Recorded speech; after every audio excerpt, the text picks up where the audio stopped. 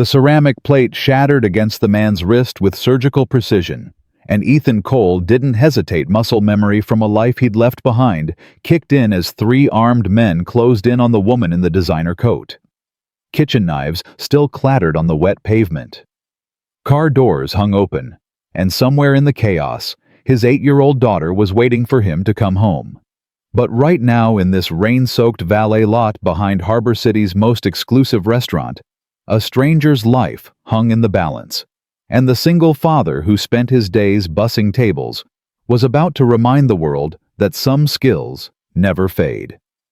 If you're watching from your city right now, drop a comment below and let me know where this story is reaching. I want to see how far Ethan's journey travels across the world. The Tuesday evening shift at Celestia had been unremarkable until it wasn't. Ethan Cole balanced 3 plates of untouched Dover sole on his forearm, navigating through the dim-lit dining room where Harbor City's elite pretended not to notice the help. The maitre d' had that pinched look again, the one that said, "Move faster, be invisible, don't breathe near the clients." At 34, Ethan had perfected the art of disappearing in plain sight.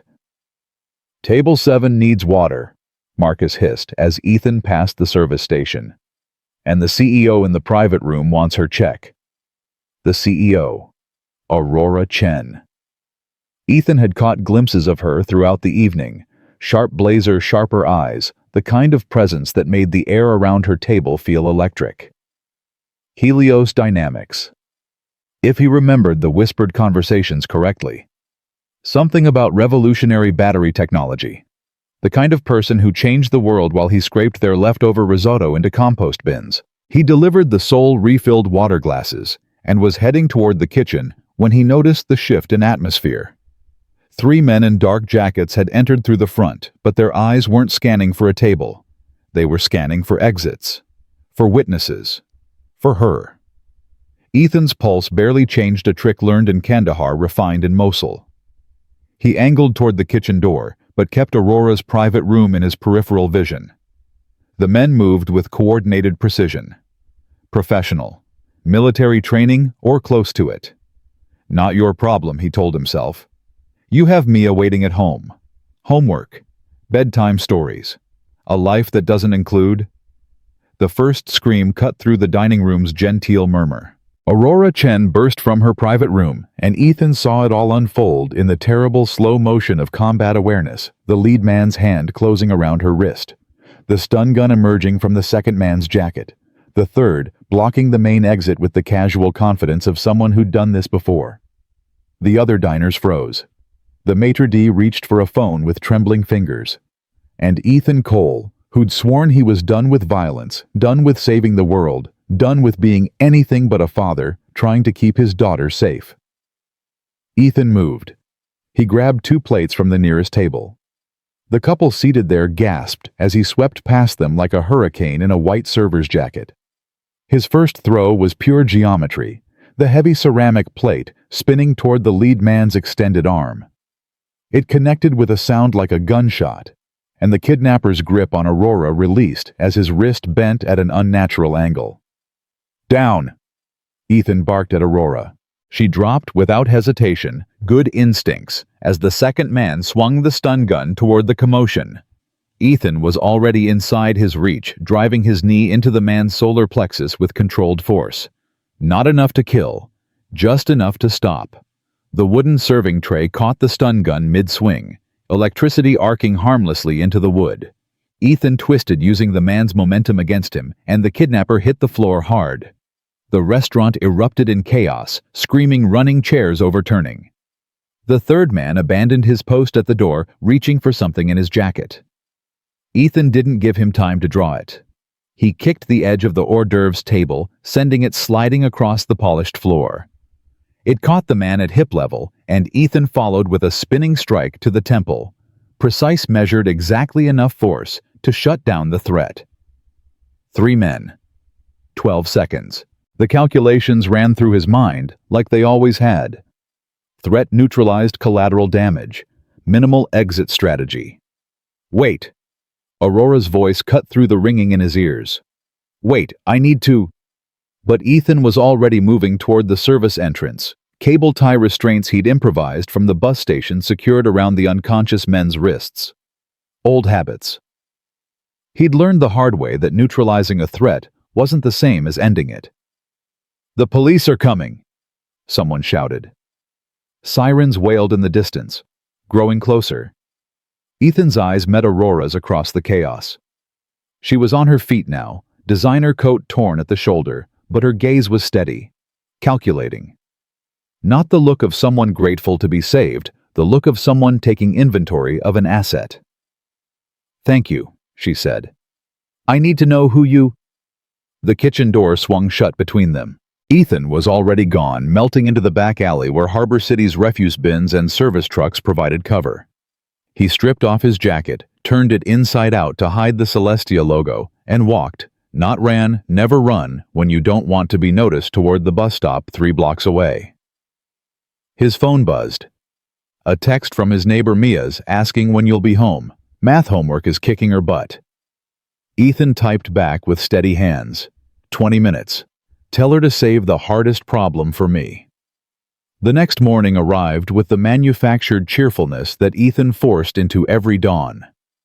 Their apartment in Harbor City's Riverside district was small but clean.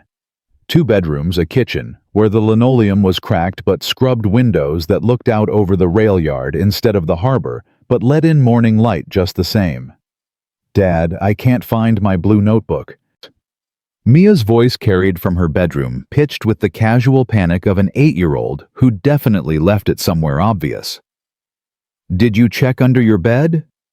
Ethan flipped another pancake, the routine of breakfast grounding him in the simple mathematics of fatherhood. Flour, eggs, milk. Mix, pour, flip. Repeat until your daughter is fed and ready to face the world. Found it. Triumph. The sound of small feet padding into the kitchen. "Can we do blueberries today?" Already in the batter. He slid 3 pancakes onto her plate, arranged them like a smile. A stupid tradition from when she was 4 and refused to eat unless breakfast was happy. Now she was 8 and still expected it.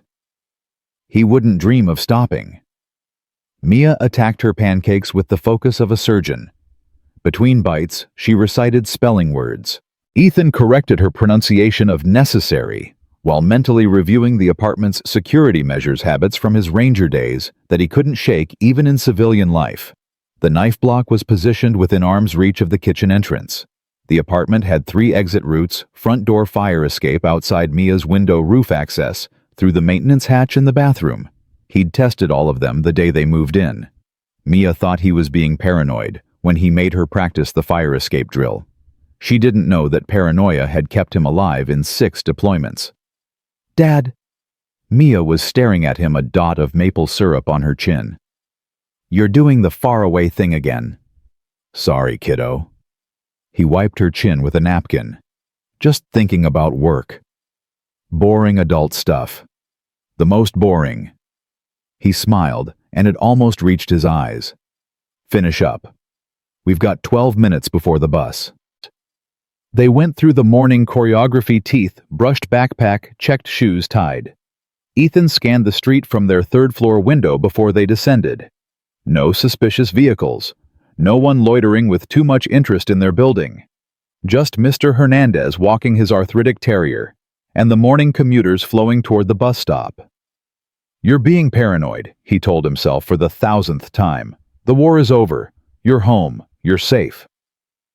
But as they walked hand in hand toward PS 47, Ethan couldn't shake the feeling of being watched. A prickling at the base of his skull that he'd learned to trust when bullets were involved. He cataloged the street delivery truck parked in the same spot as yesterday, man in gray hoodie reading newspaper at the bus shelter, woman with expensive camera equipment crossing at the light. The woman with the camera. She raised it as they approached, lens pointing in their direction. Ethan's hand tightened on Mia's. "Hey, sweetie, let's cross here instead." "But school is—" "I know, shortcut." He guided her down a side street, keeping his stride casual. Behind them, he heard the rapid-fire click of a camera shutter. Professional surveillance. No question. At the school gates, he knelt down to Mia's level. Remember what we talked about. If anyone you don't know tries to talk to you, tell Mrs. Martinez and call you immediately. Dad, you've told me like a million times. She rolled her eyes with the exasperation of a child who didn't understand why her father was so weird about safety. 1,000,001. He kissed her forehead. Love you, Bug. Love you, Dad. Even when you're being paranoid. He watched her disappear into the school building, then turned back toward the street. The woman with the camera was gone. But Ethan's phone buzzed with a number he didn't recognize. The text was simple. We need to talk. Come to this address. It's about last night. AC. An address in Harbor City's financial district. High-rise territory where people like him only visited to clean the windows or unclog the toilets. Ethan deleted the text. He had a shift at Celestia in 6 hours and needed to job hunt in between. Whatever Aurora Chen wanted, he couldn't afford to get involved. Last night was an aberration. A moment when his old life bled through the carefully constructed membrane of his new one. It wouldn't happen again. His phone rang. Different number. He answered with caution. Mr. Cole? A woman's voice. Professional. Clipped. My name is Sophia Park. I'm calling on behalf of Aurora Chen. She wanted me to inform you that the 3 men from last night have been identified as members of an international criminal syndicate. They weren't after her purse. They wanted information about Helios Dynamics' proprietary technology. Ethan walked faster, heading toward the subway. I don't know what you're talking about. The busboy who took down 3 armed professionals in 12 seconds, who used improvised weapons with the precision of someone with extensive military training who disappeared before police arrived despite having committed no crime. Sophia's voice held a note of dry amusement. We have the restaurant's security footage, Mr. Cole, all 16 cameras. His stomach dropped. Delete it. Already done, along with every cell phone video from the diners. Ms. Chen is very thorough about protecting her assets. I'm not her asset. No. You're a single father living in a 2-bedroom apartment in Riverside, working for minimum wage plus tips with a daughter who attends PS 47 and has exceptional grades in math. You receive a modest military pension honorably discharged from the 75th Ranger Regiment 4 years ago. Your wife died in childbirth. Stop. Ethan's voice came out harder than he intended. People on the sidewalk glanced at him. He lowered his voice. What does she want? To meet, to talk, to offer you something better than bussing tables at Celestia. I don't need... The woman taking photographs of you and your daughter this morning. She works for the same organization that sent the kidnappers. They're looking for leverage. They know you intervened. They know you have skills. And now they know about Mia. The world tilted. Ethan found a bench and sat before his knees gave out. You're lying. I wish I was. Sophia's voice gentled slightly. Ms. Chen is at the address she sent you. She has a file on the threat. She also has a proposal that includes security for your daughter. But you need to come now, Mr. Cole, before they make another move. The line went dead. Ethan sat on the bench, staring at nothing. Around him, Harbor City moved with its usual indifferent rhythm. Cars honked. Construction workers shouted. A street vendor sold coffee to rushing professionals who didn't see the man having his entire carefully rebuilt life collapse around him. His phone buzzed again. A photo this time. Mia on the playground circled in red. In the background, barely visible, the woman with the camera. The message beneath. They're already watching. The Helios Dynamics headquarters occupied the 43rd through 47th floors of the Meridian Tower, all glass and steel, and the kind of architectural ambition that made a statement about the future.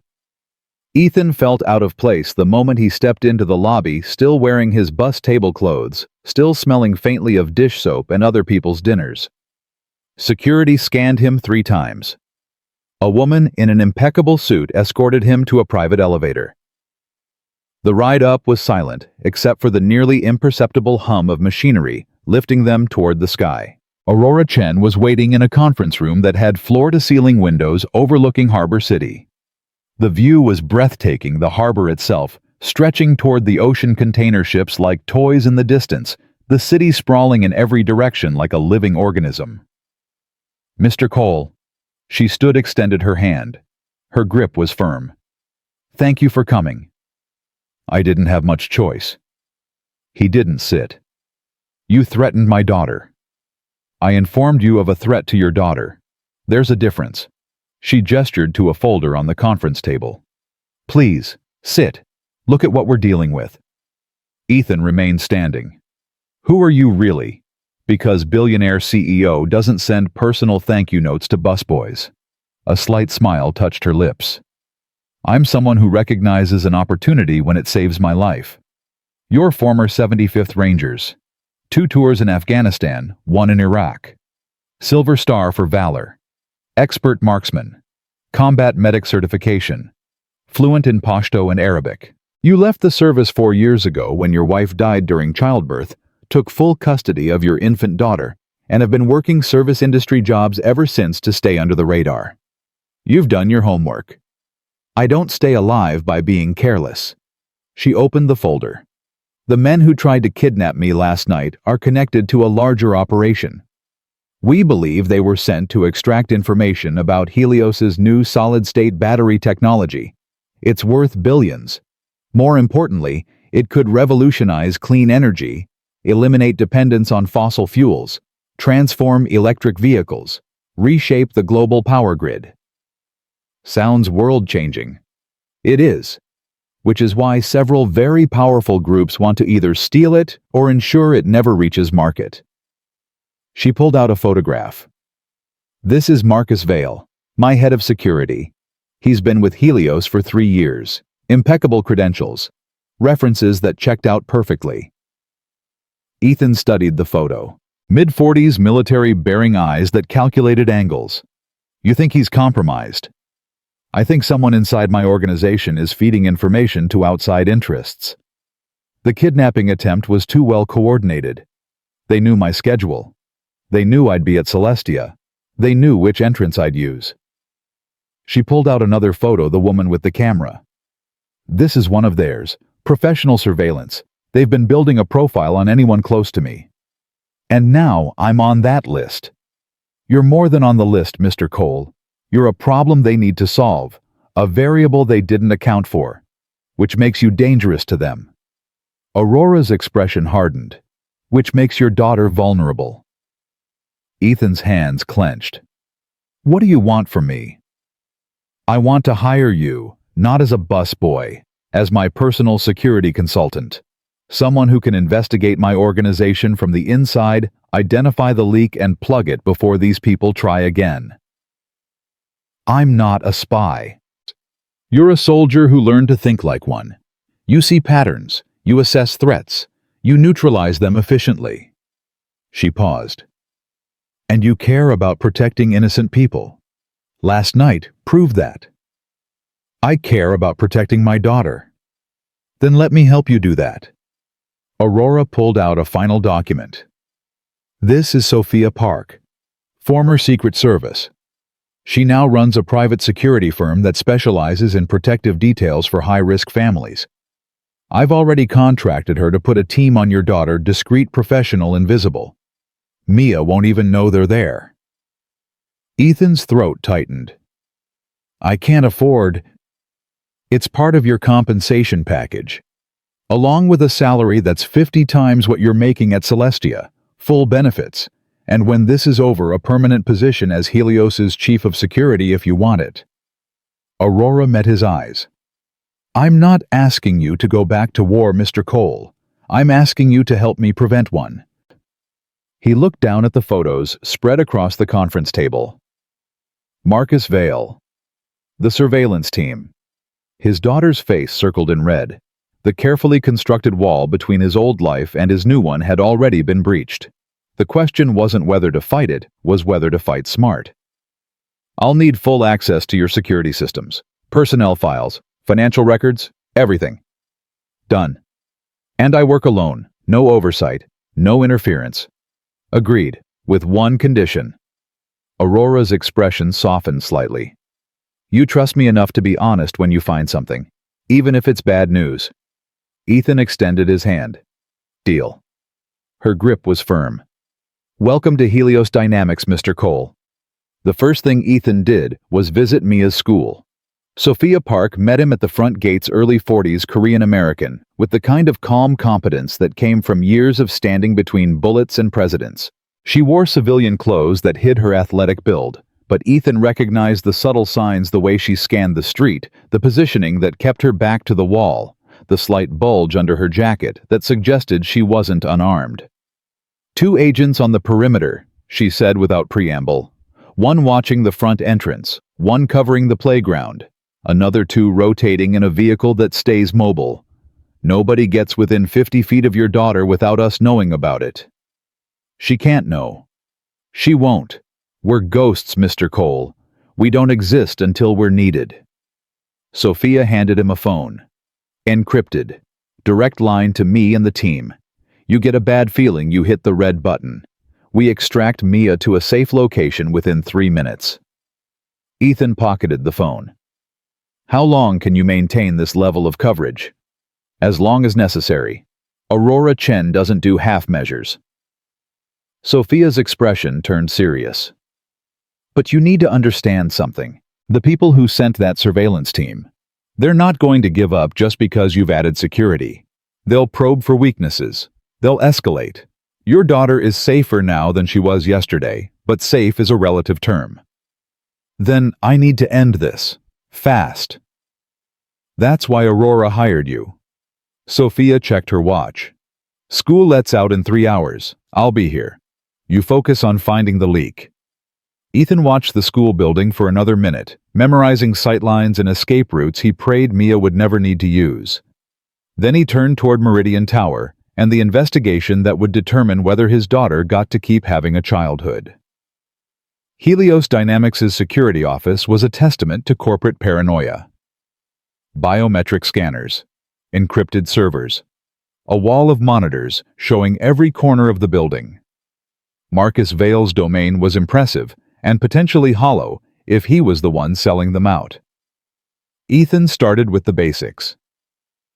Security logs, access records, who had entered Aurora's office in the past 6 months, who had clearance to her schedule, who knew she'd be at Celestia on Tuesday evening. The list was smaller than expected. 11 people total. He cross-referenced against financial records Aurora had given him full access, though her assistant had looked horrified at the breach of protocol. Looking for unusual deposits. Lifestyle changes that didn't match salary. Travel to locations that raised questions. Nothing obvious jumped out. These were professionals. If they were being paid off, they'd hidden it well. Ethan pulled the building's security footage from the night of the kidnapping attempt.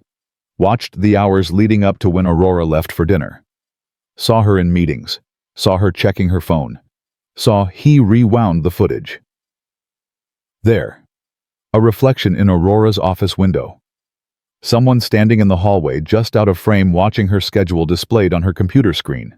The angle was wrong for facial recognition, but the body language was distinctive. Military posture. Specific height and build. Ethan pulled up the personnel files again, comparing physical descriptions. Marcus Vale, the head of security himself. His phone buzzed. A message from an unknown number.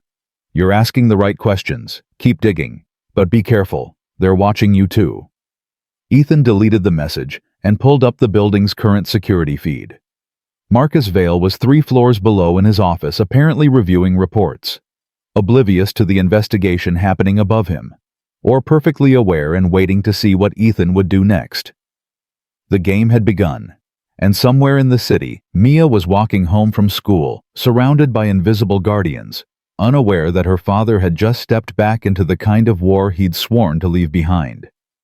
But this time, the battlefield wasn't a desert compound or a mountain stronghold. It was the gleaming towers of Harbor City's financial district, and the enemy wore suits instead of tactical gear.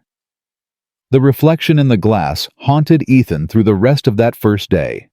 He'd printed the frame enhanced. It studied the angle until his eyes burned.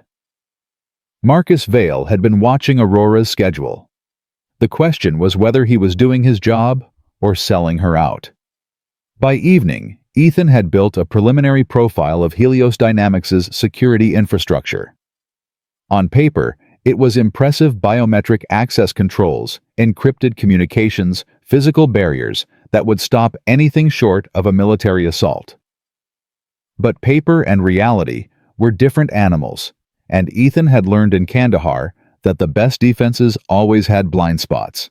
You just had to know where to look. He left the building at 7, merged with the commuter crowd flowing toward the subway, and made 3 separate stops before heading home. Old habits. If someone was following him, they'd have to be good enough to track a ghost. Mia was already asleep when he arrived. Sophia had texted him updates throughout the afternoon. Mia ate all her lunch, aced her spelling test, played kickball at recess, walked home with her friend Jenny, while 2 invisible guardians maintained a 50-foot perimeter. Normal childhood moments wrapped in a security net his daughter would never see. He stood in her doorway watching her breathe. The nightlight cast shadows across her face, and for a moment she looked exactly like Sarah, his wife gone 4 years, but still achingly present in the curve of Mia's cheek, the way her hand curled under her pillow. Sarah had died bringing this perfect creature into the world, and Ethan had promised her in those final moments that he'd keep their daughter safe, no matter what. He was breaking that promise just by being here, by accepting Aurora's offer, by stepping back into the world of threats and countermeasures and violence wrapped in expensive suits. But walking away meant leaving Mia exposed to people who'd already photographed her, cataloged her, marked her as leverage. Sometimes there were no good choices, only different flavors of risk. His phone buzzed. "Aurora, tomorrow, 6 a.m. I want you to audit our physical security. Pretend you're planning to breach the building. Find every weakness." Ethan typed back, "I'll need building plans, original and as-built. Any renovations in the last 5 years. You'll have them by midnight." He pocketed the phone and returned to Mia's room, kissed her forehead, whispered the promise he'd made to Sarah 1,000 times. "I've got her. She's safe, I swear." The lie tasted like ash. The building plans arrived at 11:47 p.m., and Ethan spent the next 6 hours doing what he did best, finding the cracks in other people's armor. Helios Dynamics occupied 5 floors of Meridian Tower, but the building itself was 47 stories of mixed commercial tenants. That created vulnerability. Shared infrastructure, common areas, access points that served multiple companies. A determined team could enter through the law firm on the 41st floor, breach the maintenance shaft, and drop into Helios's executive suite without ever triggering a security alert. He marked it on his tablet. First weakness. The windows were ballistic glass good, but the building had been constructed in 2011, before the latest generation of shaped charges. Someone with the right equipment could create an entry point in under 30 seconds. Second weakness. The roof access was supposedly secured, but Ethan had spent enough time in urban combat to know that roofs were always the forgotten terrain. People thought about doors and windows and elevators. They forgot that buildings had tops. Third weakness. By the time dawn painted Harbor City's skyline gold, Ethan had identified 17 potential breach points. Some required sophisticated equipment. Others just needed patience and a janitor's uniform. He showed up at Helios at 5:45 a.m., coffee in hand, looking like any other early bird employee. Marcus Vale was already there, reviewing overnight security logs in his office. "Mr. Cole," Marcus looked up, his expression professionally neutral. "You're here early." "Wanted to beat the crowd." Ethan set his coffee down. "Aurora asked me to audit the physical security. I'll need access to the roof and basement levels. Also the building's mechanical systems." Something flickered in Marcus's eyes, too quick to read. "That's a significant request. Those areas are restricted." "Then unrestrict them. I have written authorization from Aurora herself." Ethan pulled up the email on his phone. "Unless there's a reason you don't want me looking at them." The moment stretched. Marcus smiled, but it didn't reach his eyes. "Of course not. I'll have my team provide access. though I'm curious what you think you'll find that my people haven't already secured. Probably nothing, but Aurora hired me to be thorough. Yes, the busboy who took down 3 trained operatives with kitchen equipment. Marcus leaned back in his chair. That was quite a performance. I've watched the footage. Textbook Ranger tactics. You must miss the action. I don't miss anything about that life. No. Then why are you here? A man with your skills working security for a tech company. Seems like a step down from fighting terrorists. Ethan met his gaze. I'm protecting my daughter. Everything else is just details. Admirable? Marcus stood extended his hand. I'll have those access codes sent to your phone within the hour. Feel free to probe our defenses, Mr. Cole. I'm confident you'll find them adequate. The handshake was firm, professional, and Ethan couldn't shake the feeling that he'd just been measured for a coffin. The roof was where Ethan started. 47 floors above Harbor City, the wind cutting like a knife, the morning sun turning the harbor into a sheet of hammered silver. Beautiful and deadly, one wrong step near the edge, and gravity did the rest. He walked the perimeter checking sightlines. From here, you could see into half the buildings in the financial district, which meant anyone in those buildings could see into Helios. A patient sniper with the right equipment could put a round through Aurora's office window from the high-rise 3 blocks east. He pulled out his tablet, marked the building, noted the angles, calculated wind speeds and bullet drop. The math came back like muscle memory range, 847 meters. Wind, 12 knots, northeast drop. Compensation, 4.2 mils. A difficult shot, but not impossible for someone with training. You thinking about killing her or protecting her? Ethan spun. Sophia Park stood 10 feet away, her approach silent despite the gravel roofing. She smiled at his reaction. Still got good instincts. Most people never hear me coming. Most people aren't rangers. He turned back to the cityscape. You following me. Observing. There's a difference. She joined him at the edge, following his sight line to the distant building. That's the Blackstone Tower. Offices on floors 30 through 42. Public access to the observation deck on 43. Public access means anyone can set up a hide. Already thought of that. I have a team that sweeps it twice daily. But you're right to worry. It's the obvious play.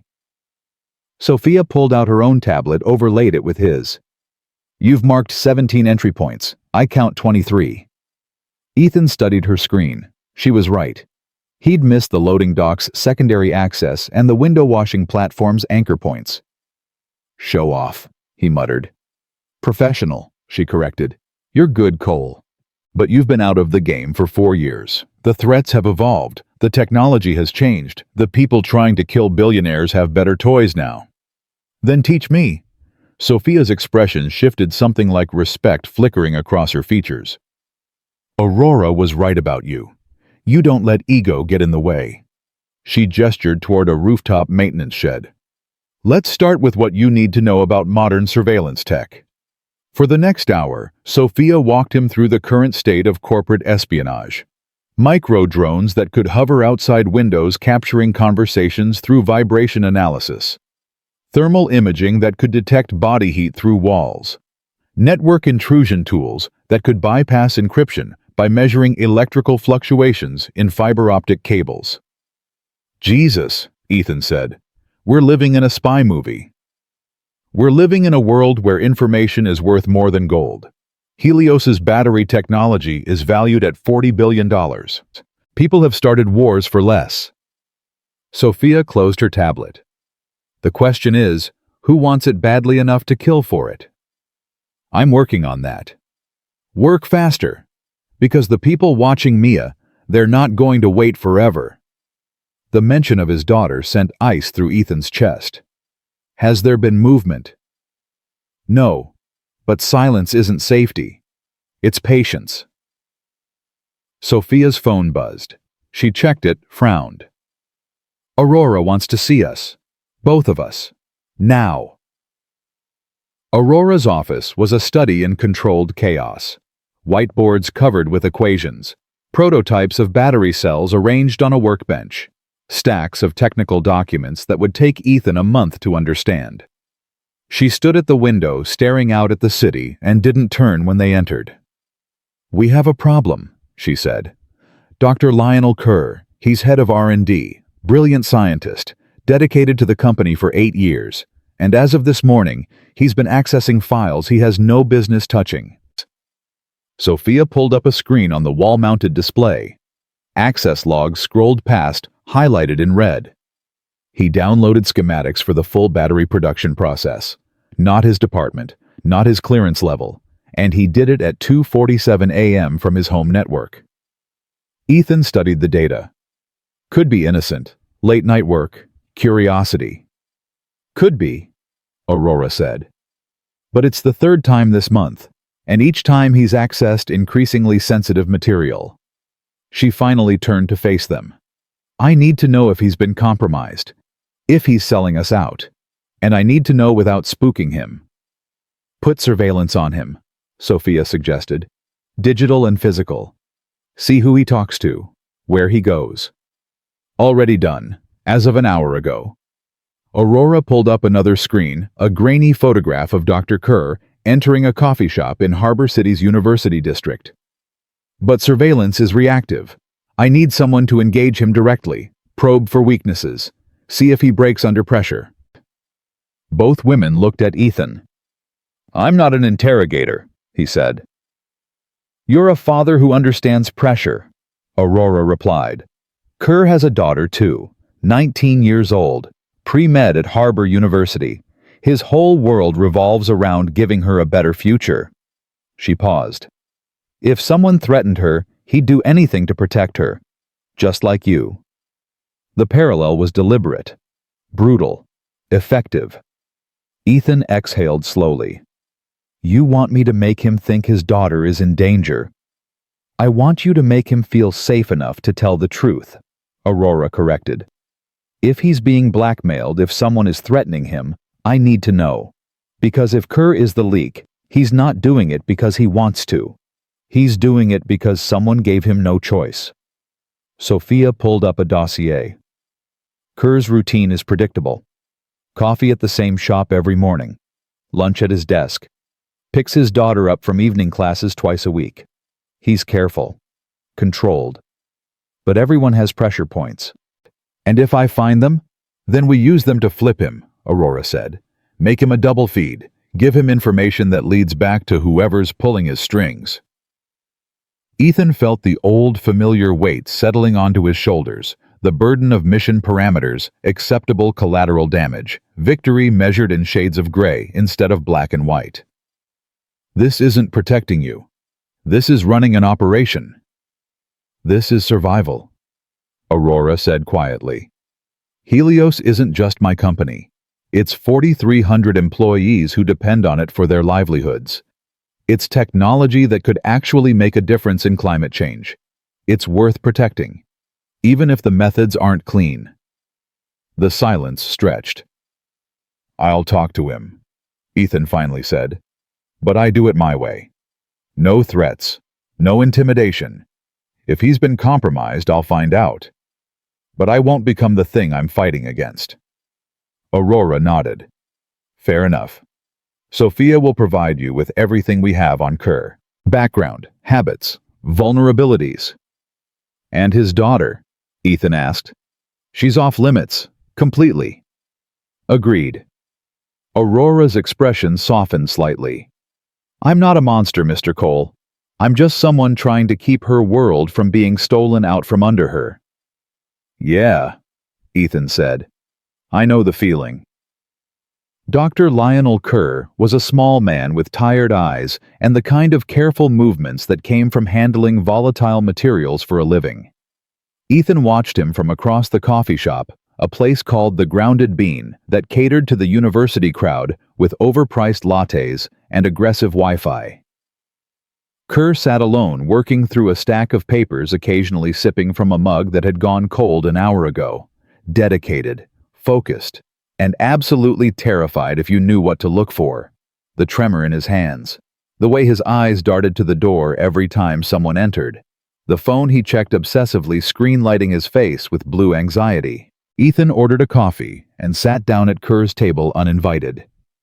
"Dr. Kerr, I'm Ethan Cole. I work for Aurora Chen." Kerr looked up, and for a split second raw panic flashed across his face before professional courtesy smoothed it away. "I'm sorry, I don't believe we've met." "We haven't, but I think we have a mutual problem." Ethan kept his voice low. "Someone is squeezing you, making demands, threatening things you care about, and you're doing what they ask because you don't see another option." Kerr's coffee mug rattled against the table. "I don't know what you're talking about."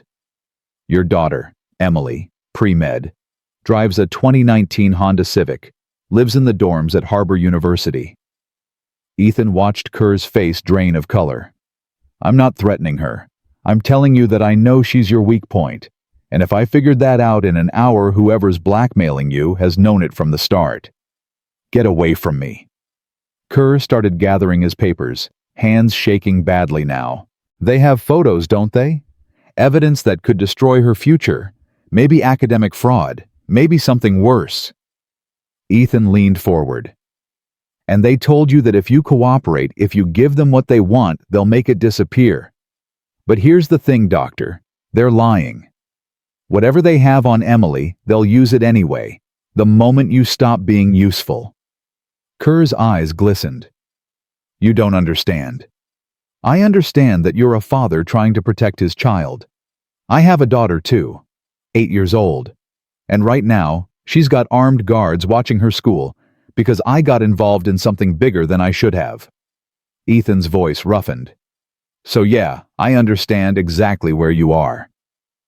A long moment passed. The coffee shop's ambient noise, steaming milk, grinding beans, college students arguing about philosophy, filled the space between them. "They said they'd kill her," Kerr whispered. "Not just ruin her future, kill her. They showed me photos. Emily leaving class, Emily at the gym, Emily sleeping in her dorm room." His voice broke. "What was I supposed to do?" "You were supposed to come to Aurora, tell her the truth, let her protect you." "Aurora can't protect me from these people. They're everywhere. Inside the company, inside law enforcement. They know things they shouldn't be able to know." Kerr wiped his eyes.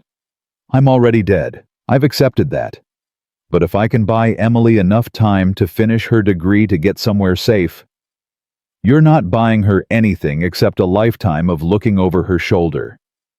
Ethan pulled out his phone, showed Kerr a photo of Sophia Park. "This woman is former Secret Service. She protects people for a living. And she's very, very good at it. If you tell me everything who's blackmailing you what they want when they're supposed to make contact next, I can get Emily somewhere they can't touch her. And then what I testify, become a witness, spend the rest of my life in protective custody. Or you help us flip the script. Feed them false information, lead them into a trap." Ethan met his eyes. "Turn the hunters into the hunted." Kerr stared at his cold coffee. The decision visible in every line of his face. Trust a stranger or keep drowning alone. "There's a man," he finally said. "He calls himself Smith. Obviously fake. He approached me 3 months ago. Said he represented investors interested in Helios's technology. Wanted to make me rich. I told him no." Kerr's hands clenched. The next day, Emily's laptop got hacked. They dumped files showing she'd plagiarized her thesis.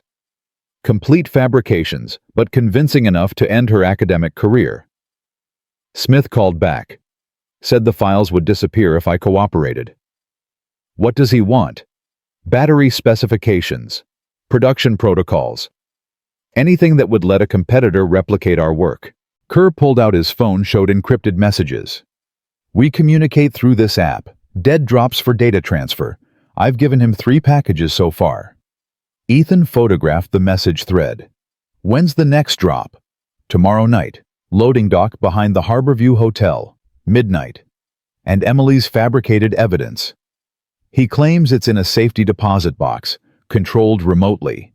If I don't deliver, it gets released to the university administration and every academic journal in the country. Ethan sat back, mind racing through scenarios.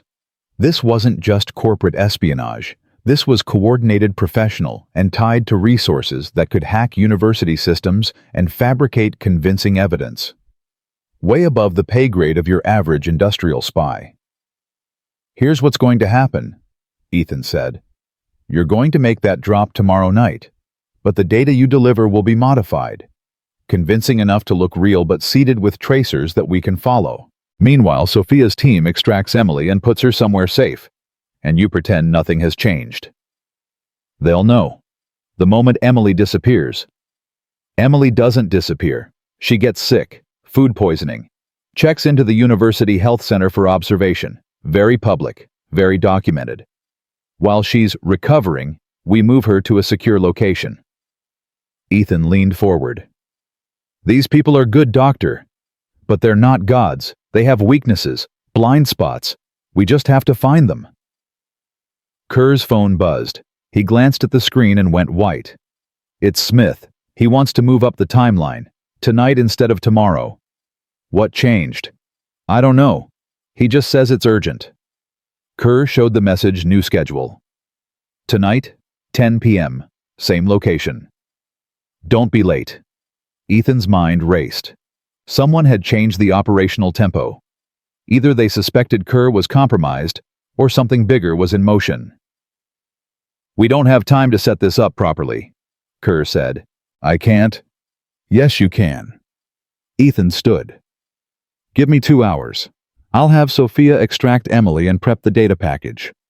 You focus on acting normal. Can you do that?" Kerr nodded, though his hand still shook. "Good. Because if we do this right by tomorrow morning, your daughter is safe, and we've got a direct line to whoever's trying to steal from Helios." Ethan paused at the door. "One more thing. Marcus Vale, your head of security, has he ever approached you? Asked questions about your work?" "Marcus?" Kerr frowned. "No. Why?" "Just checking angles." Ethan left the coffee shop, pulling out his encrypted phone as he hit the sidewalk. He dialed Aurora. "We've got movement. Kerr's being blackmailed. Next drop is tonight at 10 p.m. I need Sophia, a data team, and a very convincing case of food poisoning." Aurora's voice came back sharp. "Tonight? That's too fast. It's what we have. Can you deliver or not?" A pause. "Then, I'll have Sophia contact you in 10 minutes. And Ethan, don't let Kerr out of your sight. If he panics and runs, we lose everything." The line went dead. Ethan watched the coffee shop through the window. Dr. Lionel Kerr sat at his table staring at his phone, the weight of impossible choices crushing down on his shoulders. Just like Ethan. Just like Aurora. Just like every parent who'd ever had to decide between duty and survival. The sun climbed higher over Harbor City, painting shadows across the financial district. And in those shadows, someone was watching. Waiting. Pulling strings that connected corporate espionage to foreign intelligence, to something much bigger than a stolen battery design. Ethan felt it in his bones, the old combat instinct that separated soldiers who came home from those who didn't. The pattern was forming. The pieces were moving into position. And tonight, at a loading dock behind the Harborview Hotel, they'd finally see who was really playing this game. His phone buzzed. Sophia Emily extracted. She thinks it's a stomach bug. Team is moving her to safe house in the mountains. We're clear on that front. Then a second message, data package ready. Modified specs with embedded tracers. Kerr delivers this. We can follow the digital breadcrumbs straight back to source. Then a third. But Cole. Something's wrong. Kerr's communications are being monitored by more than one group. We're seeing traffic from at least 3 separate surveillance operations. This isn't just corporate espionage anymore. Ethan stared at the message. 3 groups, all watching the same target, all moving pieces on the same board. He texted back. Foreign intelligence. Sophia's response came quickly. Worse. The traffic patterns match a case from last year. Defense contractor breach. Foreign intel working with domestic assets to acquire classified technology. If that's what we're looking at here, Helios isn't just being robbed. It's being targeted by a state-sponsored operation. The implications hit like a gut punch. This wasn't about money. It wasn't about competition. It was about nations jockeying for technological superiority. And somewhere in the middle of it all, a single father and his 8-year-old daughter had become variables in a geopolitical chess match. Ethan looked at the Harbor City skyline. Somewhere in those towers, someone was buying stock, accumulating shares, building a position that would let them swallow Helios whole when the moment was right. Corporate raiders, foreign intelligence, corrupted officials, all circling the same prize. And all of them were about to find out that the busboy they'd dismissed had skills that didn't show up on any resume. He headed back toward Meridian Tower, mentally cataloging weapons exit strategies, and the kind of violence that happened in loading docks at midnight. The kind that could end careers or lives depending on how careful you were with the application. Mia's face flashed through his mind. Her smile, her trust, her absolute faith that Dad would always come home. He'd made her a promise. Tonight he'd have to keep it while standing in the shadow of something much bigger than either of them had ever imagined. The war wasn't coming. It was already here. The Harborview Hotel's loading dock smelled like rotting seafood and diesel exhaust. Ethan crouched behind a dumpster 300 yards out, night vision monoculars trained on the designated drop point. 10:45 p.m. 15 minutes until Dr. Kerr was supposed to arrive with the modified data package. Sophia's voice crackled in his earpiece.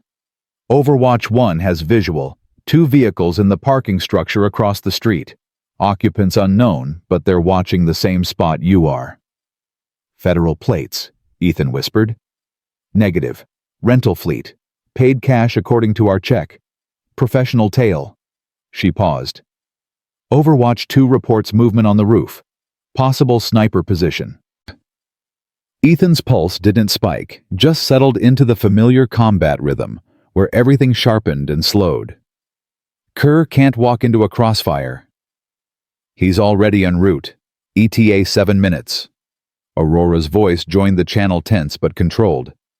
The data package has 17 different tracers embedded. Whoever downloads it triggers a cascade that'll map their entire network infrastructure. But only if Kerr completes the handoff. What about Emily? Ethan asked. Safe house secure. She thinks she's recovering from bad sushi. Sophia's team has her playing board games with a protection detail that looks like nursing staff. Aurora exhaled audibly. If this goes wrong, Kerr loses everything. His daughter, his career, possibly his life. Then it doesn't go wrong. Ethan adjusted his position, tracking the rooftop movement. The figure up there shifted slight build, confident movements, definitely armed. Sophia can overwatch 3. Get me an angle on that roof position. Working on it. Stand by. A sedan pulled into the loading dock. Dr. Lionel Kerr climbed out clutching a messenger bag like it contained his soul, which in a way it did. Everything he'd built, everything he cared about, compressed into falsified battery specifications that would lead his blackmailers straight into a trap, if they took the bait. Ethan watched Kerr check his watch.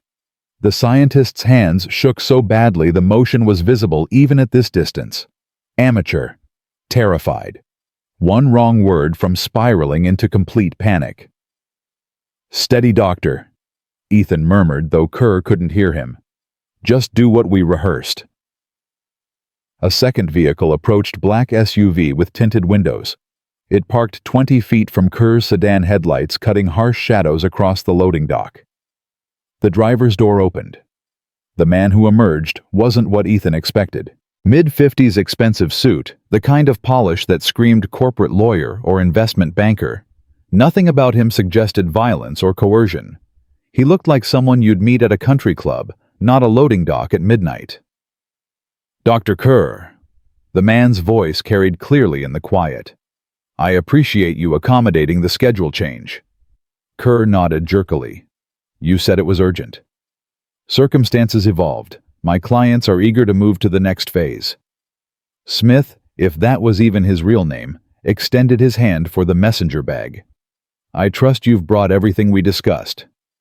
Full specifications, production protocols, material sourcing. Kerr handed over the bag, and Ethan could see the moment of surrender in the scientist's shoulders. This is it.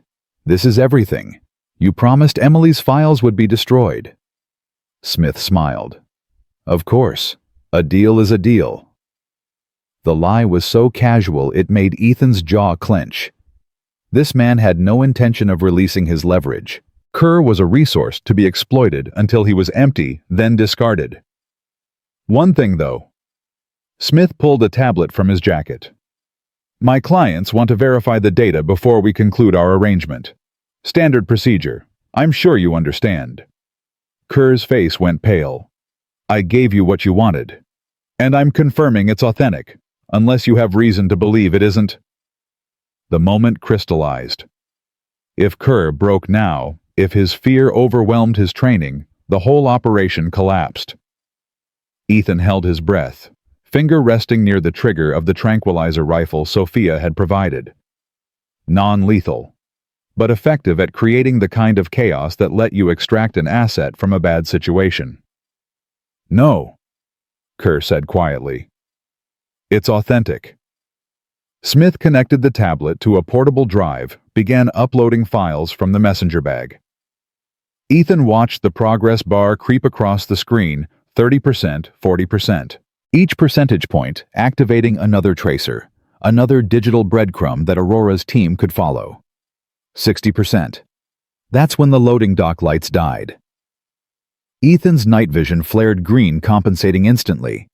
But Kerr and Smith were suddenly blind, fumbling in darkness, cut only by the tablet's glow. Someone had killed the power. Not part of the plan. Not anything Aurora's team had authorized. What the hell? Smith's hand moved toward his jacket. The shot came from the roof. Suppressed, but not silent. The tablet exploded in Smith's hands, fragments of glass and circuitry spraying across the loading dock. Smith dove for cover behind his SUV, drawing a pistol that looked military-grade. Kerr down! Ethan shouted into the comms, knowing the scientist couldn't hear, but hoping instinct would kick in. It didn't. Kerr stood frozen, illuminated by the SUV's headlights, like a deer waiting for the slaughter. The second shot took him in the shoulder. Kerr spun, collapsed, blood spreading across his shirt. Not a kill shot, deliberate placement meant to wound, not end. Someone wanted him alive.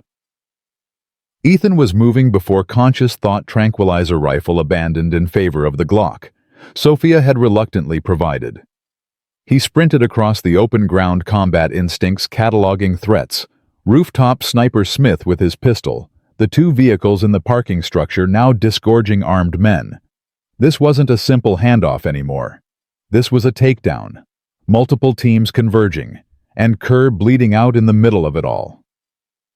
Federal agents, someone shouted from the parking structure. Nobody move. Ethan's world tilted. FBI here now. That made 4 separate groups in play: Kerr and Aurora's operation, Smith's organization, the rooftop sniper, and federal law enforcement. This wasn't just complicated. It was a clusterfuck of epic proportions. He reached Kerr, dropped into a combat crouch, assessed the wound. Through and through. Messy but survivable if they moved fast. Stay with me, doctor. We're getting you out. Emily, Kerr gasped. They'll kill. Emily's safe. I promised you. Ethan grabbed the messenger bag, now riddled with bullet holes, and hauled Kerr toward the nearest cover, a loading container stacked against the dock wall. Gunfire erupted, not aimed at them. The federal agents and Smith's team engaging each other in a firefight that turned the loading dock into a war zone. Muzzle flashes, ricochets, someone screaming orders about securing the package. Sophia's voice exploded in his earpiece. Cole, what the fuck is happening? Federal raid. Multiple hostiles. Kerr's hit. I'm extracting. Ethan pressed Kerr against the container, applied pressure to the wound with one hand, while returning fire with the other. Not to kill, just to make people keep their heads down. Where's my exit? South side, maintenance tunnel, 200 yards from your position. Sophia's voice was pure professional calm, now the kind that came from talking people through disasters. Overwatch 3 is engaging the rooftop sniper. You've got maybe 60 seconds before those federal agents realize you're not with Smith's group. 60 seconds. Ethan looked at Kerr, pale, shocky, bleeding through the makeshift pressure bandage. No way the scientist could run 200 yards. I need a distraction. On it. Sophia clicked off. 5 seconds later, the parking structure's fire alarm screamed to life. Sprinklers activated. Emergency lights strobed. The federal agent's tactical formation broke as water cascaded down, ruining sightlines and communication. Ethan didn't waste the opportunity. He slung Kerr over his shoulder in a fireman's carry. The man weighed maybe 160, soaking wet, and ran. The maintenance tunnel entrance was a rusted door that looked like it hadn't been opened in years. Ethan kicked it once, twice felt the lock give, plunged into darkness that smelled like mold and stagnant water. Behind them, the gunfire intensified. Smith's voice shouting orders, federal agents calling for backup. And underneath it all, the steady crack, crack, crack of the rooftop sniper, picking targets with professional precision. The tunnel stretched for what felt like miles, but was probably only a few hundred feet. Ethan's shoulders screamed from Kerr's weight. His lungs burned. The ranger training that had kept him alive in worse situations kicked in. Regulate breathing, maintain pace. Don't think about the pain. They emerged in a parking garage 3 blocks from the harbor view. A nondescript van waited, engine running. Sophia at the wheel. Get in, now. Ethan loaded Kerr into the back, climbed in after him. The van was moving before the door fully closed. Sophia drove with aggressive precision, weaving through Harbor City's late-night traffic like she was running the Daytona 500. Trauma kit under the seat, she said. Keep him alive for 20 minutes and we'll have a doctor at the safe house. Ethan found the kit, tore it open. Combat gauze. Hemostatic agent. The kind of field medicine he'd performed too many times in places where the nearest hospital was a helicopter ride through hostile airspace. His hands worked to automatically pack the wound, stop the bleeding, monitor for shock. They knew, Kerr whispered. Someone told them. The handoff, the location. Someone inside. Save your strength. Ethan jabbed morphine into Kerr's thigh. Not enough to knock him out, but enough to take the edge off. You did good, doctor. You got us the data. Now let me do my job. Kerr's eyes fluttered. Emily. I told you, she's safe, and she stays safe as long as you keep breathing. Ethan checked the bandage. Still seeping, but not arterial. So, you're going to keep breathing. Understand? A weak nod. Sophia's phone rang through the van's speakers. Aurora's voice. Tell me Kerr's alive. Alive. Hit but stable. Sophia took a corner fast enough to make the tires scream. But we've got a bigger problem. That wasn't just FBI at the dock. I recognized one of the tactical team leaders. Marcus Vale. Ethan's blood went cold. Helios's head of security was leading a federal raid. Not leading, coordinating. He was talking to the FBI team lead like they were old friends, sharing intel, working together. Aurora's voice had gone flat. Dangerous. Marcus isn't just compromised, he's running a parallel operation. The implications cascaded. If Marcus was coordinating with federal authorities, it meant someone in law enforcement wanted Helios's technology badly enough to orchestrate a seizure under the guise of national security. Legal theft, wrapped in patriotism and sealed with bureaucratic red tape. He's been inside our security from day one, Aurora continued. Every measure we put in place, every vulnerability we tried to patch. He knew it all, fed it all to whoever's pulling his strings. Not FBI, Sophia said. I ran the plates on those vehicles. They're registered to a shell company tied to Sterling Energy Corporation. Marcus isn't working for the government. He's working for Sterling's private contractors masquerading as federal agents. Sterling Energy, one of the largest fossil fuel conglomerates in North America. Companies that would lose trillions if clean battery technology actually took off.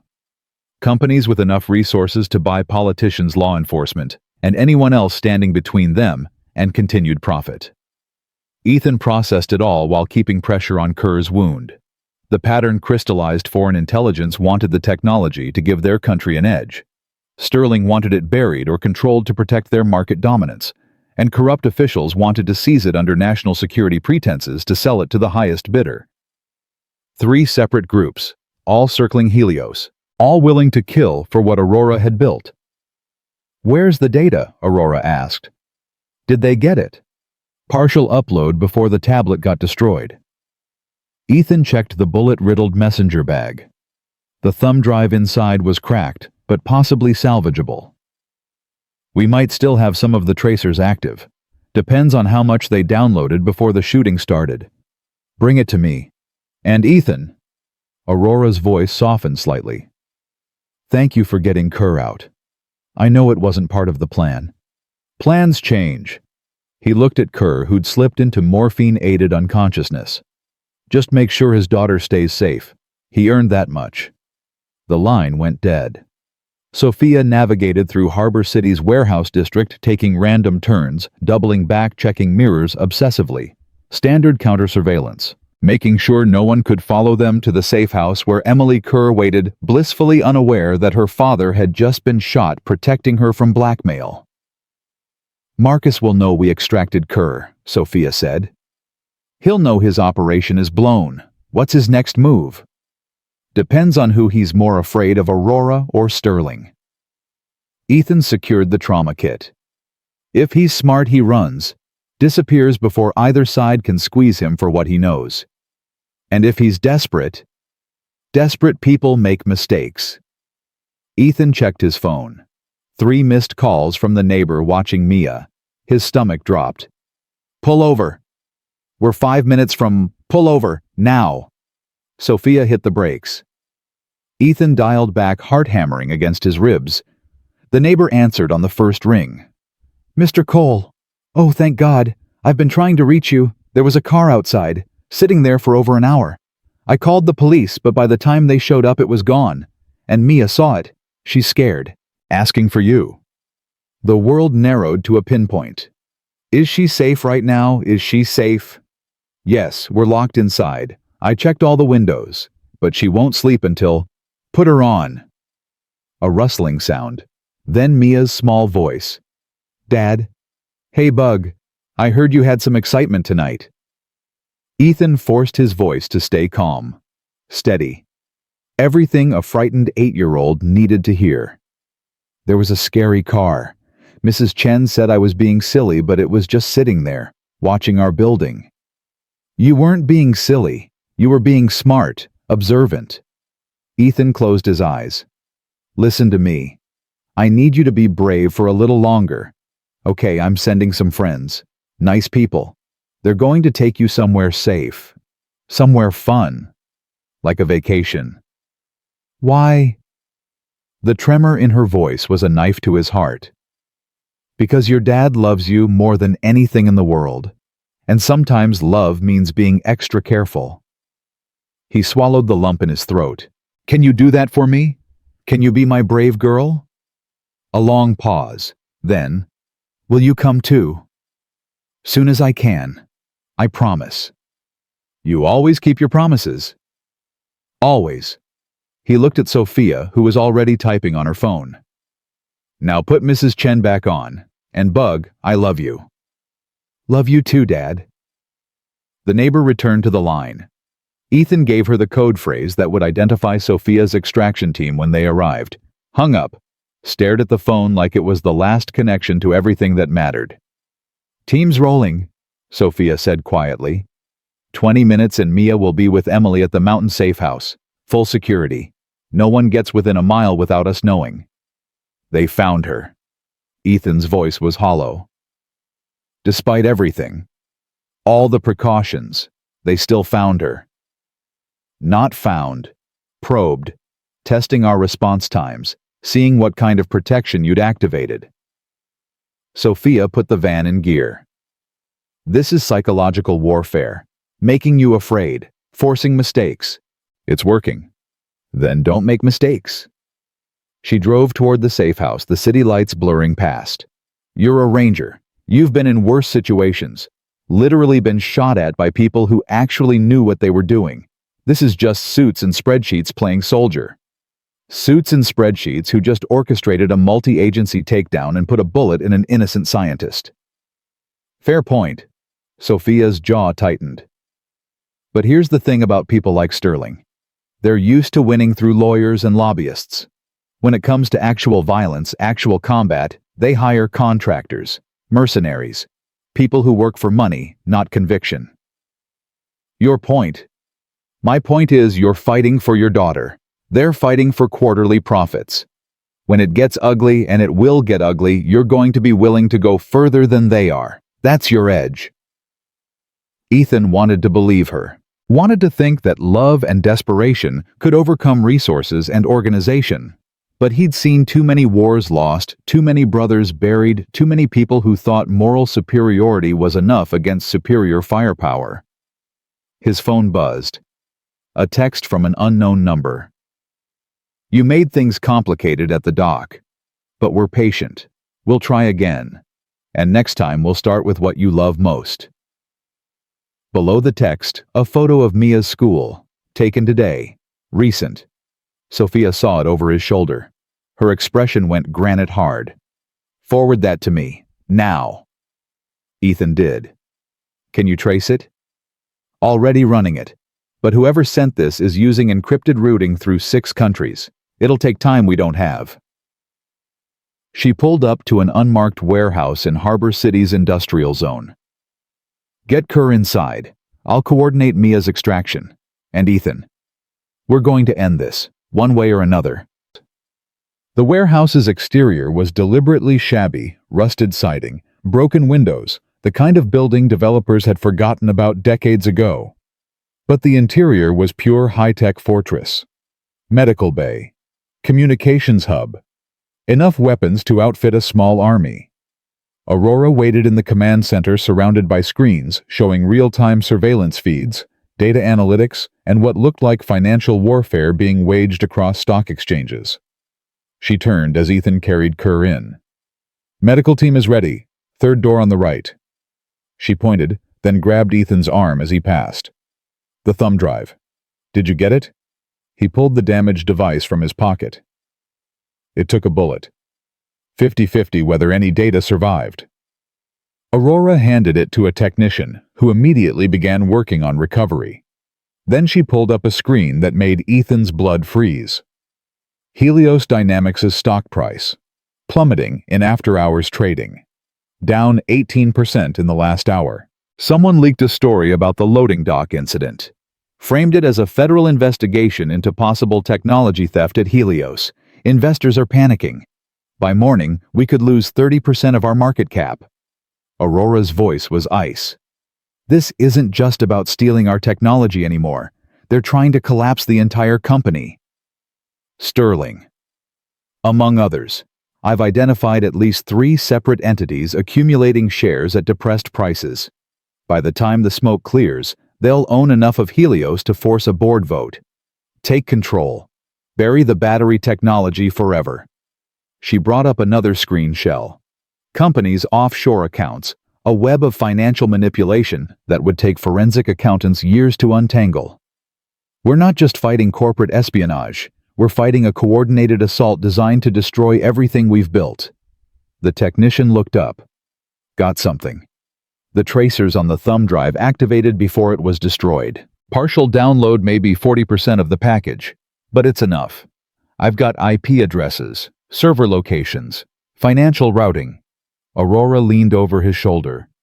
Where does it lead? Everywhere. The technician expanded the map. Red dots blooming across a global network. Servers in Moscow, routing through Singapore.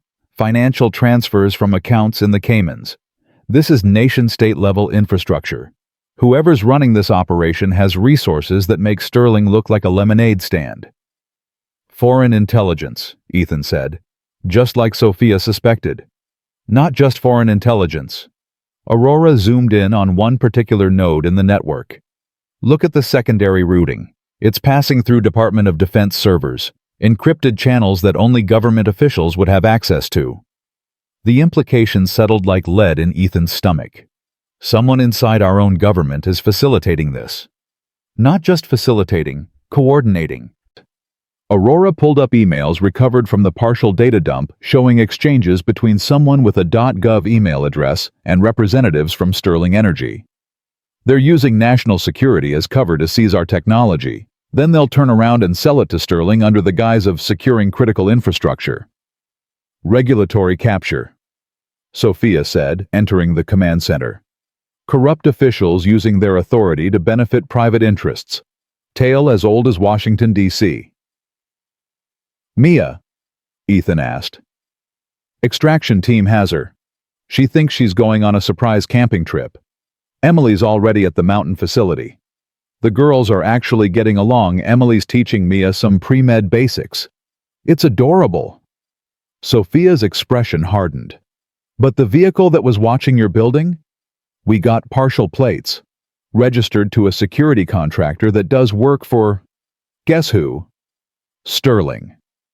Bingo. Sophia pulled up the vehicle's track record. This same car was spotted outside Dr. Kerr's house 2 weeks ago, outside Aurora's penthouse last month.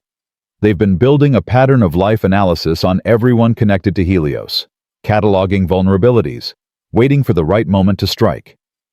Aurora's phone rang. She answered, listened for 10 seconds, and went white. How many? She hung up, looked at Ethan and Sophia with an expression that said the world had just tilted again. That was my security team at Helios headquarters. Someone just breached the R&D lab. Explosives. Professional demolition.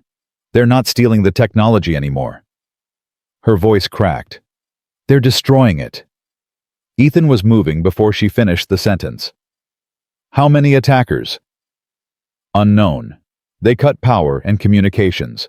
But preliminary reports suggest 2 teams. One planting charges in the lab. Another securing the exits.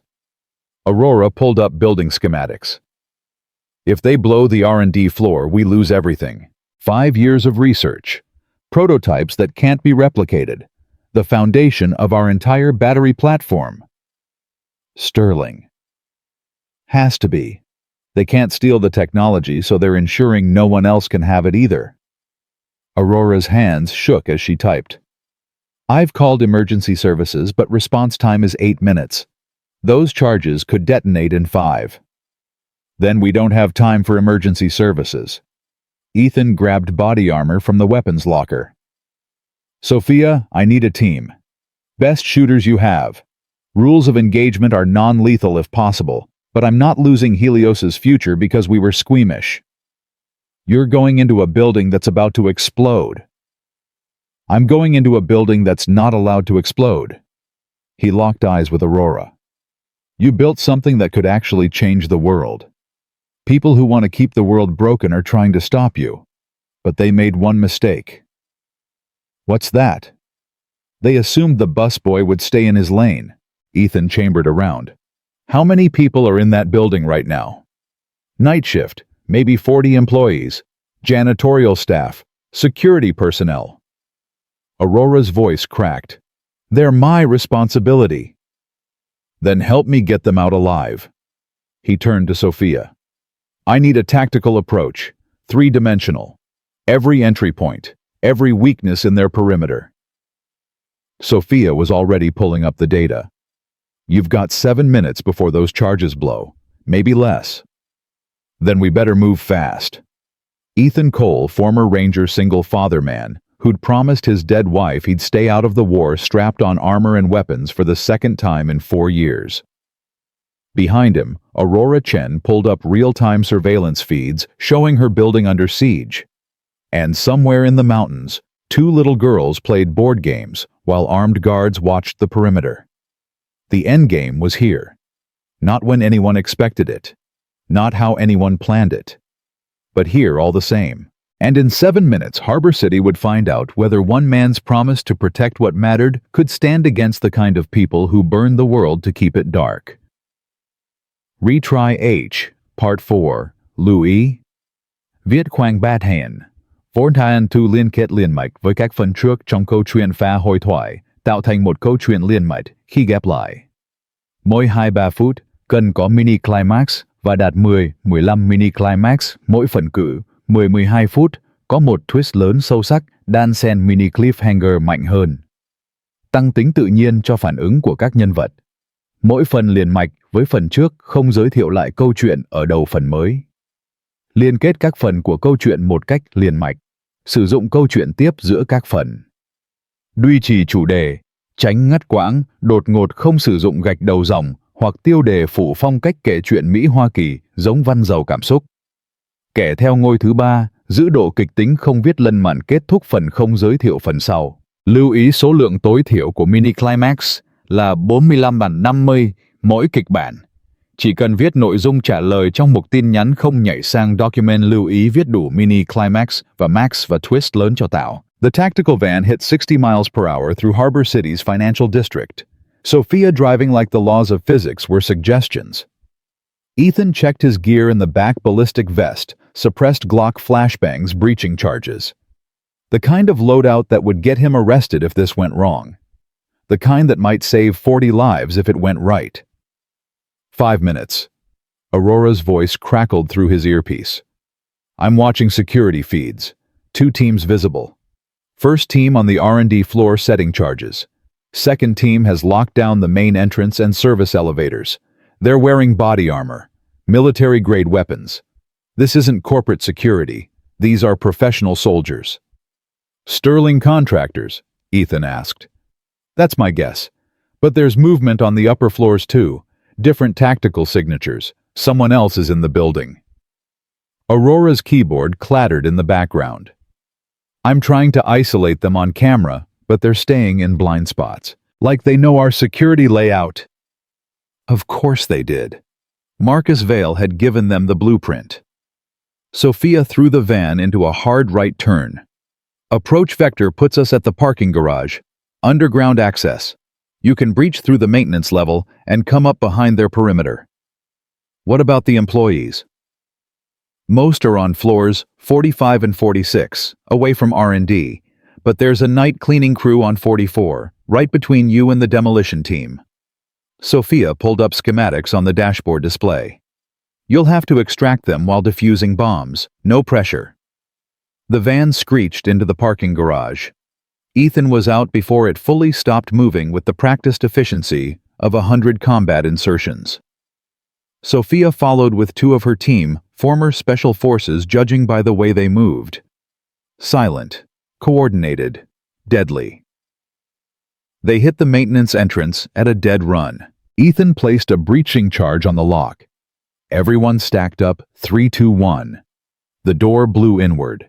Ethan went through first weapon up, clearing corners with muscle memory older than his daughter.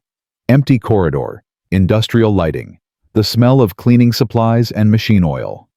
Clear, he whispered. They moved toward the service stairs, 44 floors up. No time for the elevator, even if it was operational. Ethan's legs burned by the 10th floor, but he pushed through, counting seconds in his head. 4 minutes left, maybe less. At floor 43, they heard voices. Ethan held up a fist. Everyone froze. Don't care what your orders are. The R&D floor is restricted. You need to evacuate. A security guard, one of Helios's regular staff. Sir, please step aside. Different voice, hard, professional. This is a federal matter. I don't see any badges. I see guns. I'm calling...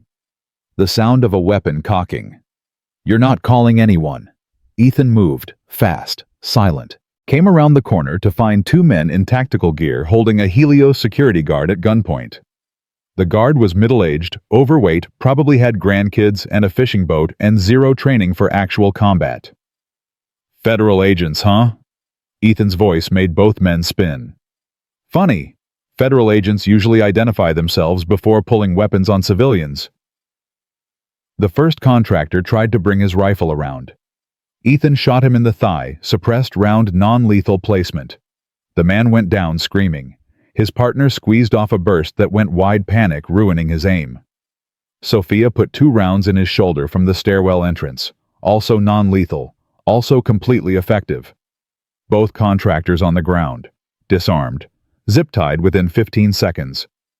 The security guard stared at Ethan like he'd materialized from thin air. "Who the hell are you?" "Someone Aurora Chen sent to save your ass. How many employees are still in the building?" Cleaning crew is on 44, maybe 8 people. Night shift engineering on 45, another dozen. The guard was shaking. "What's happening?" "Building's rigged to blow. You have 3 minutes to get everyone out through the south stairwell. Can you do that?" The guard's training kicked in, his spine straightened. "Yes, sir." "Then move, now." The guard ran. Ethan checked the fallen contractors, both alive, both bleeding, but stable. Not his problem right now. He keyed his mic. "Aurora, we've engaged. 2 hostiles down. Civilian evacuation in progress. What's the timer?" 2 minutes 40 seconds. And we have a bigger problem." Her voice tight with stress. "I just got a call from my legal team. Federal marshals are en route with a seizure order. Someone convinced a judge that Helios technology poses a national security risk. They're going to take control of the entire company under emergency authority. They can do that. They can if the judge is corrupt or incompetent, which apparently ours is." Aurora's fury bled through the connection. This was the play all along. Destroy the R&D lab, create chaos, then swoop in with legal authority and claim they're securing critical assets. Sterling gets our technology through a rigged court order.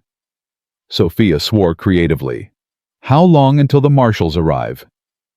10 minutes, maybe less. Then we document everything.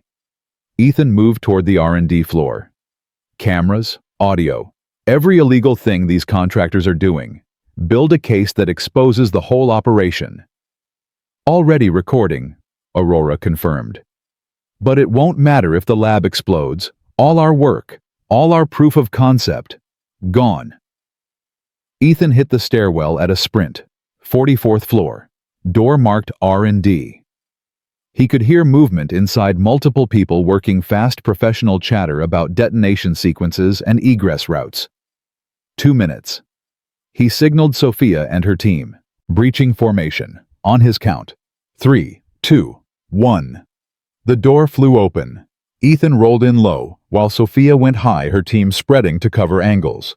The R&D floor was chaos, servers torn open, prototype batteries smashed, and 5 contractors placing C4 charges on load-bearing columns. They spun toward the breach weapons coming up. "Drop them!" Ethan's command cut through the space. "Now!" For a frozen second, nobody moved. Then one of the contractors, older, scarred, definitely former military, smiled. "You're that busboy, the one from Celestia. Aurora really scraped the bottom of the barrel for her security consultant. Last warning, put down the weapons and step away from the explosives." "Can't do that, friend. We have our orders. This lab goes boom in 90 seconds. You can die trying to stop us, or you can run. Your choice." Ethan squeezed the trigger. The contractor's weapon shattered the round precisely placed to destroy the firing mechanism without hitting flesh. The man yelped, dropped the useless rifle. Sophia and her team engaged the others. Suppressed weapons creating a strange, muffled firefight. Contractors diving for cover. Return fire sparking off equipment. One of Sophia's operators took a round in the vest, went down hard, but kept moving. Ethan sprinted toward the nearest explosive charge. Timer display 0123. Decreasing. Professional job. C4 with a digital detonator backup trigger in case the primary failed. Disarming it required cutting specific wires in the right sequence. Problem was, Ethan had about 15 seconds of bomb disposal training from his Ranger days. Enough to know how explosives worked. Not enough to guarantee he wouldn't blow himself up. "Aurora, I need help. What am I looking at?" Her voice came back strained. "Pulling up schematics now. Okay.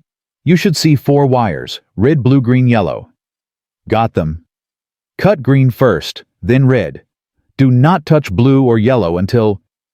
A burst of gunfire made Ethan duck. One of the contractors had recovered his backup weapon, was laying suppressing fire toward Sophia's position. She returned fire, driving him back, but it bought the demolition team precious seconds to scatter.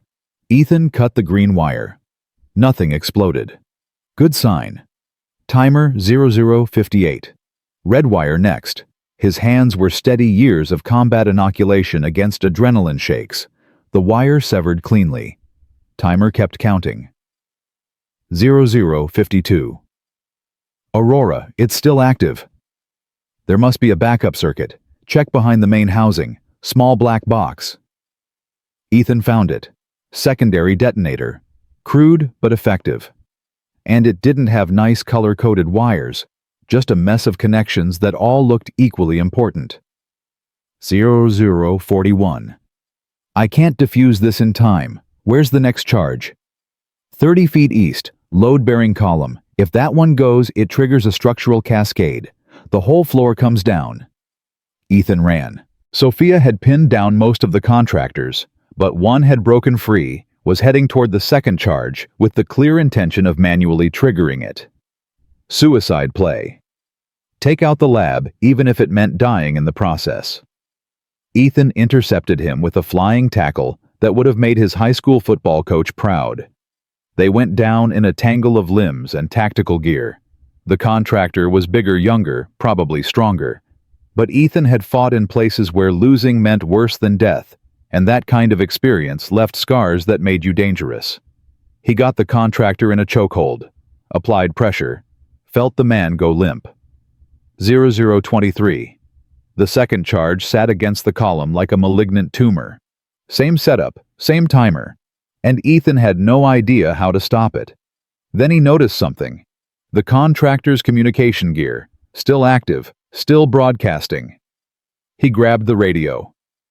This is Ethan Cole. Whoever's running this operation, you're out of time. Your team is down, your mission is blown, and in 20 seconds you're going to kill 5 of your own people because you're too stubborn to call this off. Static. Then a voice Ethan recognized, Marcus Vale. Mr. Cole, I have to admire your persistence. But you're wrong about one thing. Those contractors aren't my people.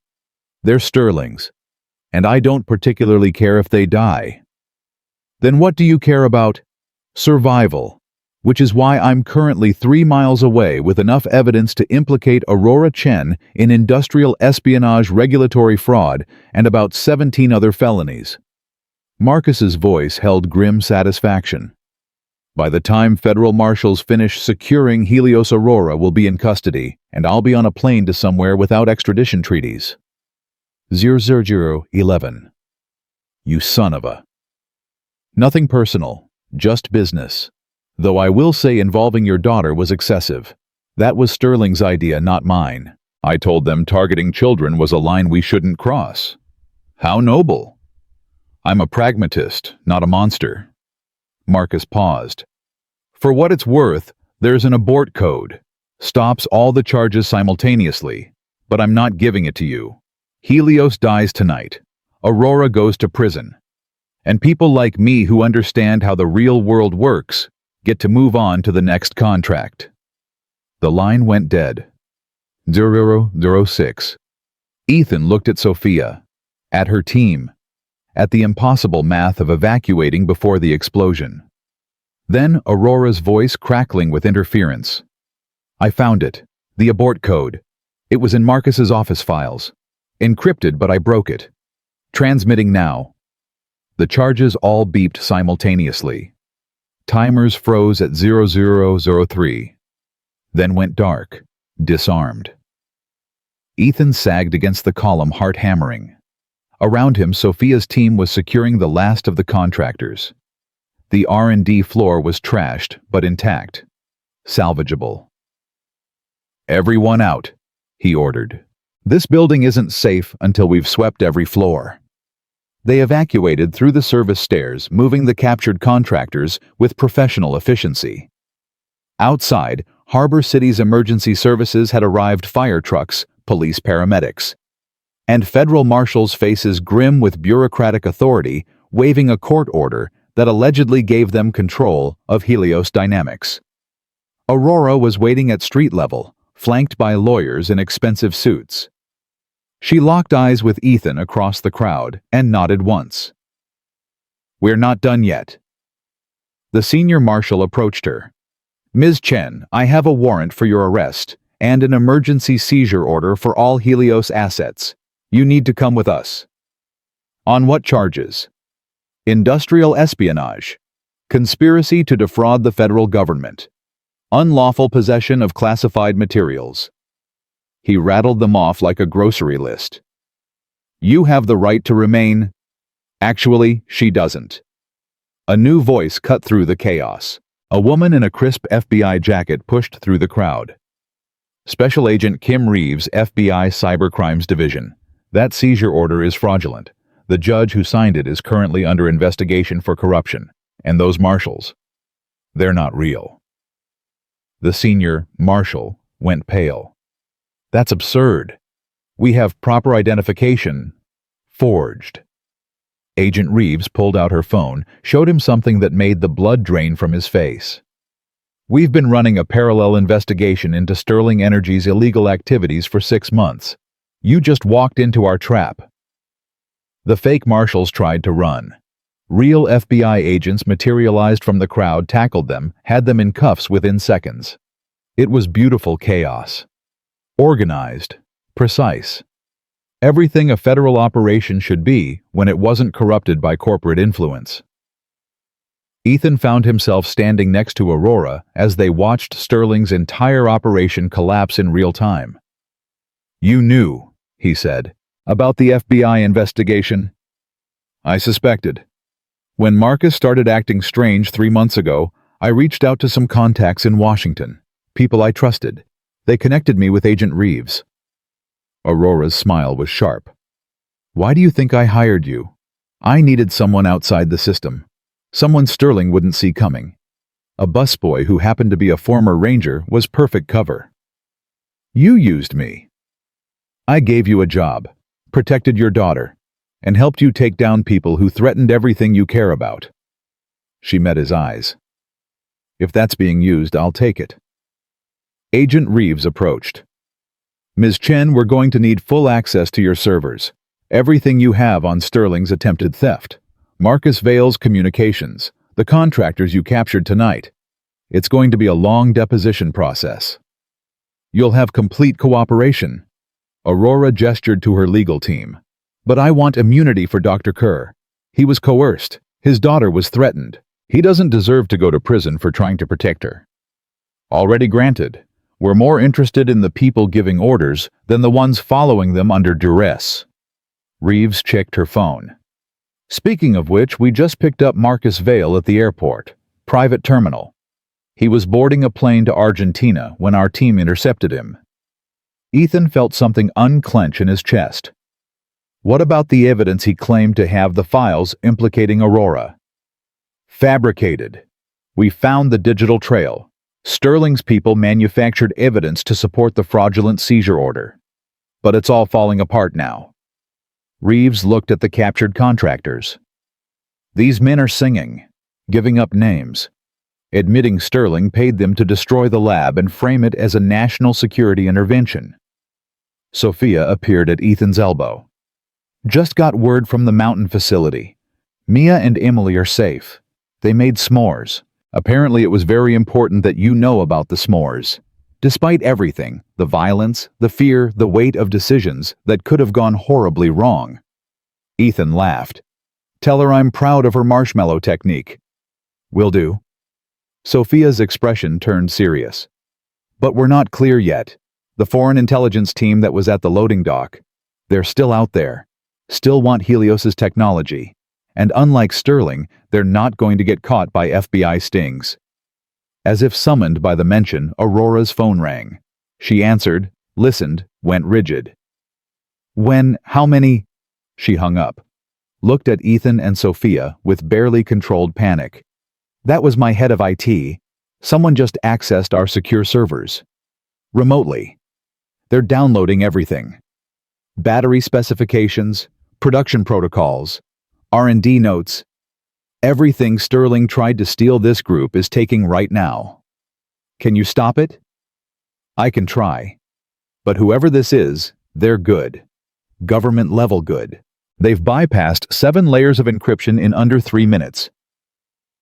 Aurora was already running toward a laptop in one of the FBI's mobile command units. If they finish the download, they'll have everything they need to replicate our technology. Agent Reeves followed. That's the other team we've been tracking. The ones who aren't Sterling contractors. We believe they're connected to a foreign power, but we haven't been able to identify which one. Ethan watched Aurora's fingers fly across the keyboard, fighting a digital battle he couldn't see but could feel in the tension radiating off her. Lines of code scrolling, firewalls being erected and bypassed. A war fought in ones and zeros with billions of dollars at stake. I can slow them down, but I can't stop them, Aurora said. They've got resources I can't match. Military-grade intrusion software. This isn't some hacker in a basement. This is a nation-state throwing everything they have at breaking into our systems. Where's the download going? Sophia asked. Aurora traced the digital pathway. Routing through servers in Moscow, Singapore, Berlin. Finally terminating in... She stopped, stared at the screen. That can't be right. What? The final destination. It's a Department of Defense server, located in Washington, D.C. Aurora pulled up the network logs. Someone inside our own government is receiving this stolen data. The implications detonated like the bombs they'd just defused. Sterling Energy trying to steal through corporate espionage, foreign intelligence trying to steal through hacking, and corrupt officials inside the U.S. government trying to seize everything under the guise of national security. 3 separate groups, all circling the same target, all willing to destroy lives to get it. Agent Reeves pulled out her phone. I need to make a call. This goes higher than cybercrimes. While she stepped away, Ethan pulled Aurora aside. Can you isolate the download, see exactly what they're taking? Already doing it. Aurora's screen showed files being copied in real time. They're prioritizing the production protocols, not the research, not the theory. Just the step-by-step instructions for manufacturing our batteries. Like they already have the basic technology and just need the final piece. Because they do have it, a new voice said. Everyone turned. Dr. Lionel Kerr stood there, arm in a sling from his gunshot wound, face pale but determined. Emily was beside him, 19 years old pre-med student looking terrified but resolute. Dad, you shouldn't be here, Emily said. The doctor said. I know what the doctor said. Kerr stepped forward. But I have information that might stop this. Information I should have shared months ago, but was too afraid to admit. Aurora's expression sharpened. What information?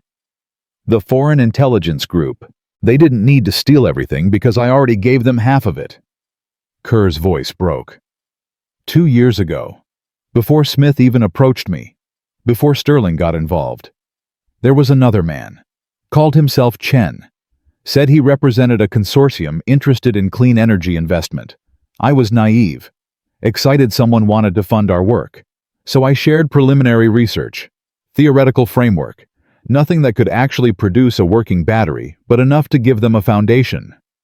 Jesus, Lionel, Aurora breathed. I know. I'm sorry.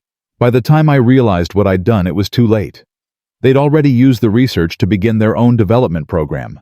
Then Smith approached me with blackmail, and I was trapped between 2 different groups, both demanding information. Kerr pulled a flash drive from his pocket. But I kept records. Every conversation with Chen, every file I sent, email trails, financial records. Everything that proves this was a coordinated intelligence operation stretching back years. Emily squeezed her father's hand. He wanted to turn himself in months ago. I told him to wait, to gather evidence, to make sure when he finally came forward, he had enough to bring down everyone involved. Agent Reeves' returned phone pressed to her ear. I've got Homeland Security on the line. They want everything you just said, Dr. Kerr. And they want it 10 minutes ago. For the next hour, Harbor City's financial district became the epicenter of what would later be called the largest coordinated takedown of industrial espionage in U.S. history. Federal agents raided Sterling Energy's headquarters. Warrants were executed against 3 sitting government officials. International arrest warrants were issued for the foreign intelligence operatives who'd tried to hack Helios. And through it all, Ethan stood guard while Aurora directed the controlled demolition of the conspiracy that had nearly destroyed her company. She was magnificent, ruthless in her precision, generous in her mercy toward those like Kerr who'd been coerced rather than corrupted. By dawn, the immediate crisis had passed. Sterling Energy was in full meltdown, executives lawyering up stock price cratering.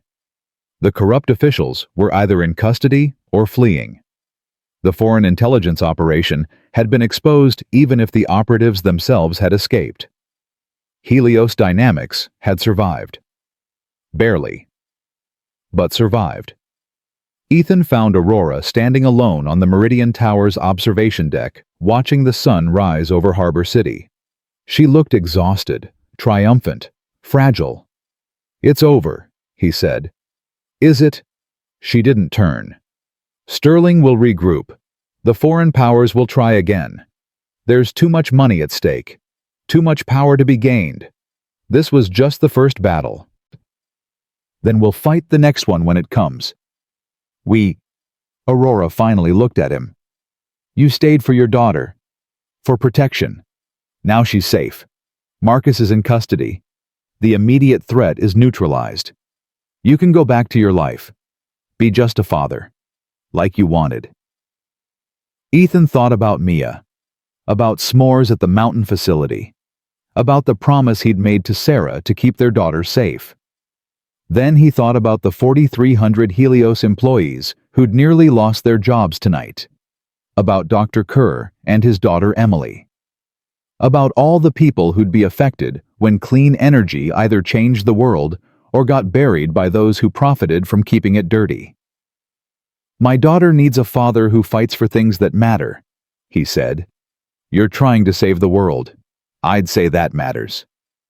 Aurora smiled. Genuine, warm.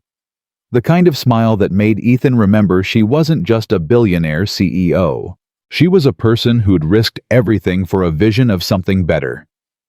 "Chief of Security, then, the offer still stands.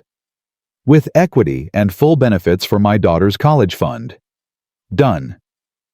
She extended her hand. "Welcome to Helios, Mr. Cole. Permanently this time." They shook. And as the sun painted Harbor City gold, Ethan felt something shift inside him. Not the soldier he'd been, not the busboy he'd pretended to be. Something new.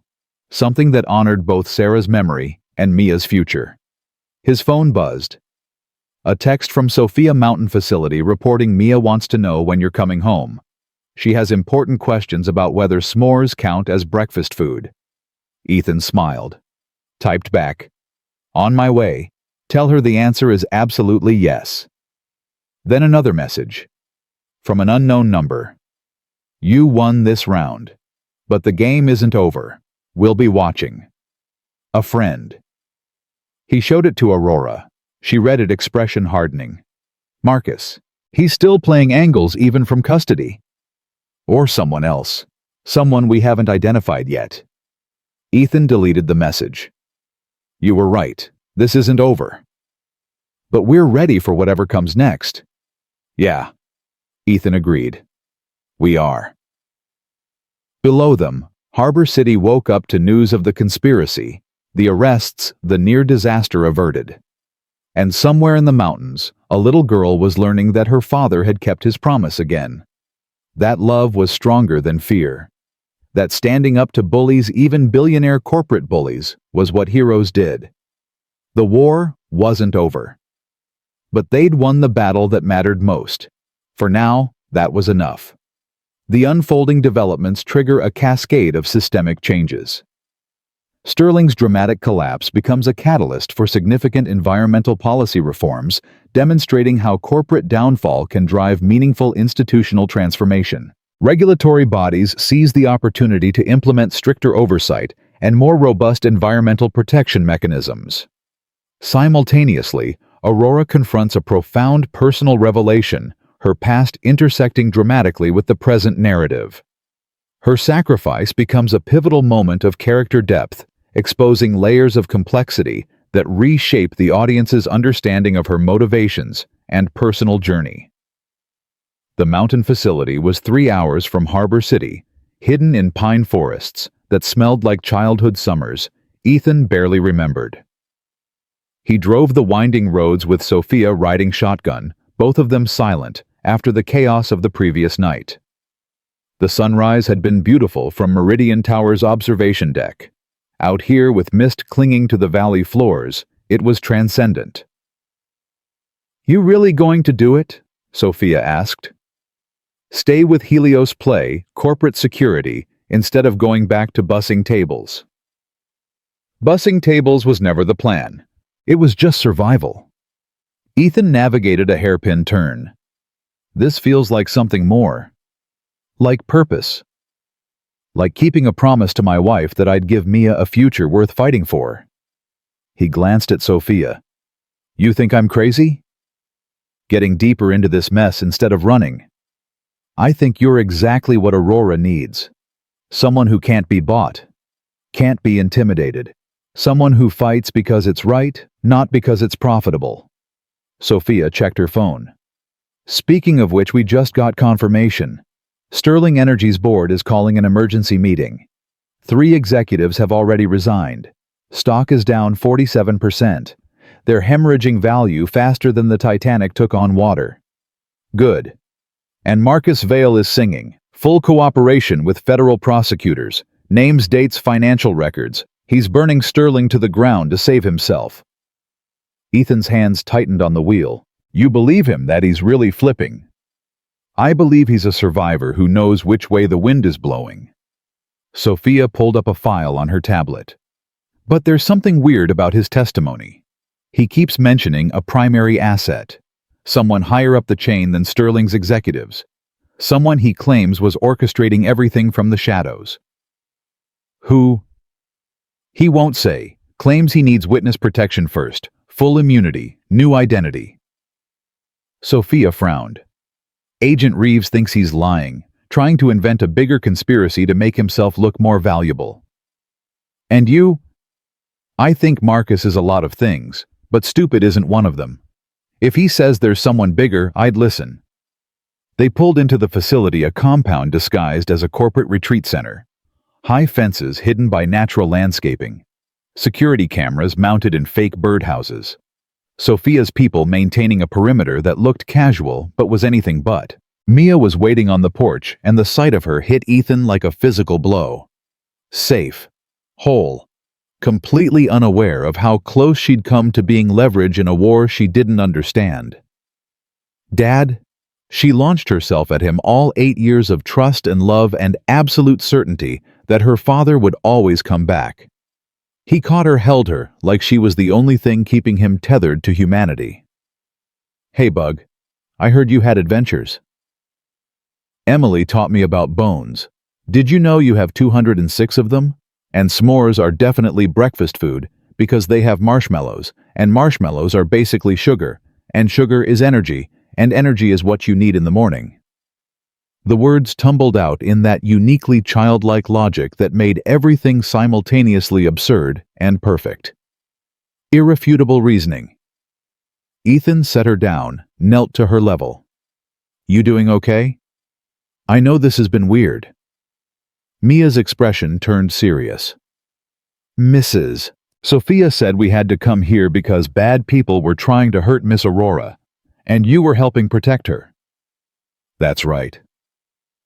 "Did you stop them?" "We did, together, a whole team of people who wanted to do the right thing." "Are they gone now, the bad people?" Ethan thought about Marcus in custody. Sterling in collapse, the foreign operatives still out there somewhere. Most of them. and we're working on the rest." "Good." Mia hugged him again, then whispered in his ear, "Emily's dad got shot, but he's okay now. She was really scared, but she didn't cry. I think she's brave." "I think you both are." Ethan stood, saw Emily and Dr. Kerr watching from the doorway. The scientist looked better color back in his face, arm properly bandaged, the weight of secrets finally lifted. "How you holding up, doctor?" "Better than I deserve." Kerr approached, extended his good hand. "Agent Reeves called. She says the immunity deal is official. No charges for my cooperation with Sterling or the foreign operatives. And the fabricated evidence against Emily has been completely expunged from university records." "Dad's going to help with the investigation," Emily added. "Testify about how Sterling and the foreign agents operated. He says it's the least he can do." "It's nowhere near enough," Kerr corrected. "But it's a start." He looked at Ethan with raw honesty. "You saved my daughter's life, her future. I don't know how to repay that. Keep working for Helios. Keep making the technology that'll actually change things. That's payment enough." Aurora's voice crackled through Ethan's phone. "Sorry to interrupt the reunion, but we have a situation. Can you get to a secure line?" Ethan stepped away, connected through Sophia's encrypted system. "What's wrong?" "Marcus just tried to kill himself in custody. Smuggled a razor blade somehow. Federal marshals stopped him, but he's in bad shape." Aurora's voice was tight. Before they sedated him, he kept saying the same thing over and over. "They'll kill my family. Tell Cole they'll kill my family." Marcus doesn't have a family.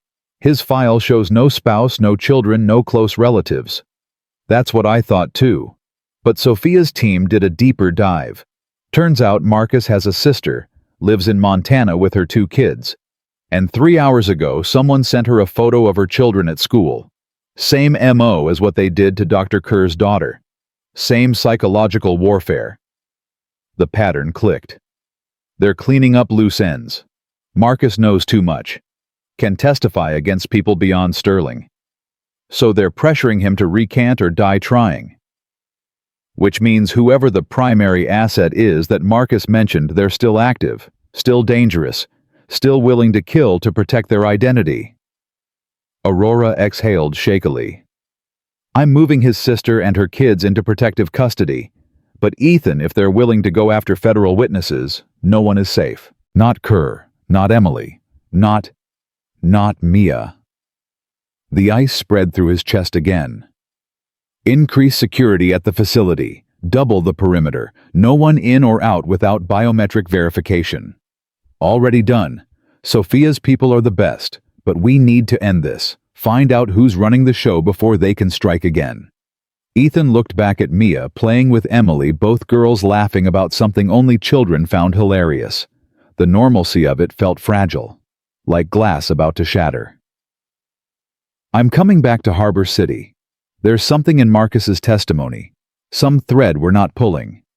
He turned to Sophia. "Can you hold the facility? With my life. No hesitation. No doubt. Then I'm gone in 5 minutes."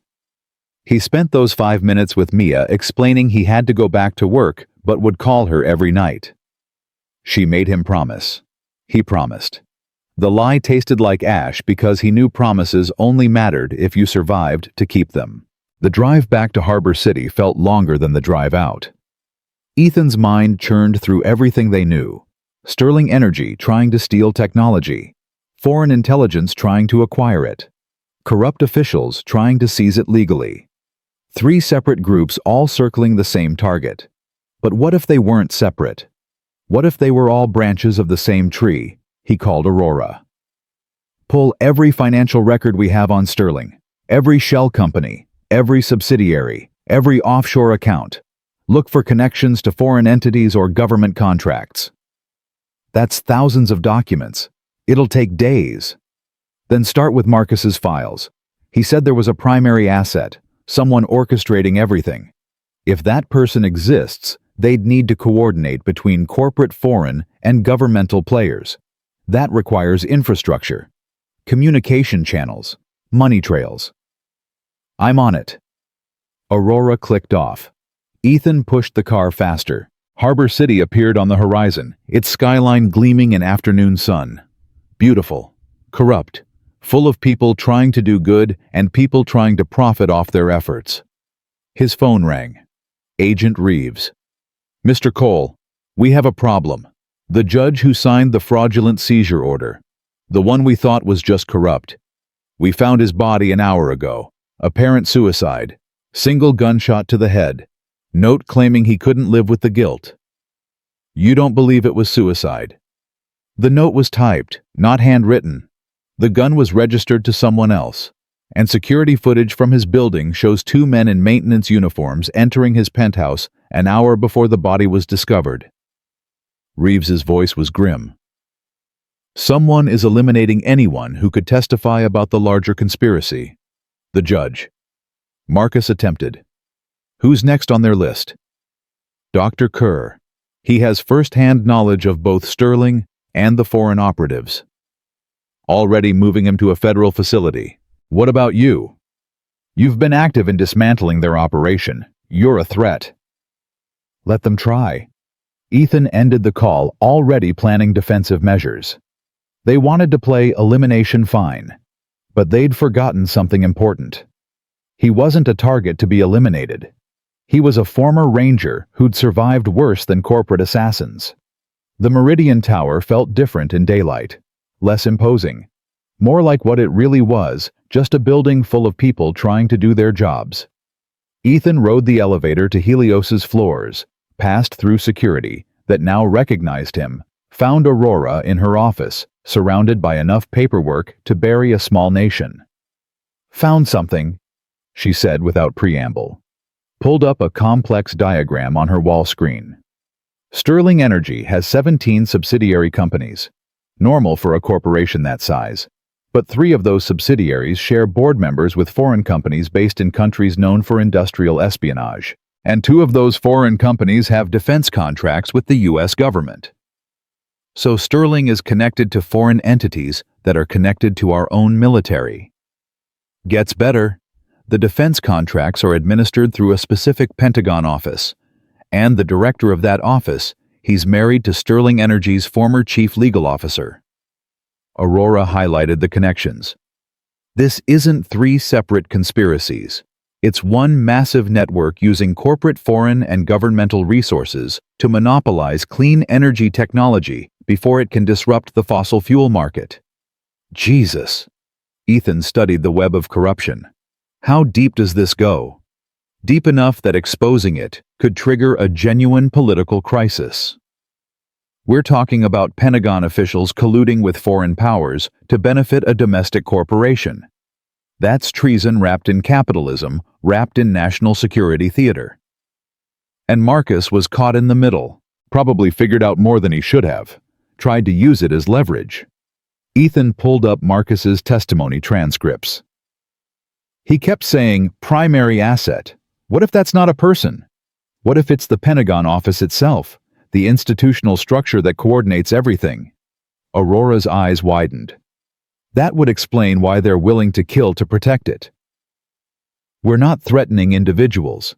We're threatening the mechanism they use to control technology development across multiple sectors. Can you prove it? With the data we pulled from the thumb drive, Marcus's testimony, and the judge's fraudulent seizure order, yes, it'll take time, months of investigation, but we can build a case that exposes the whole network. Assuming we survive long enough to present it.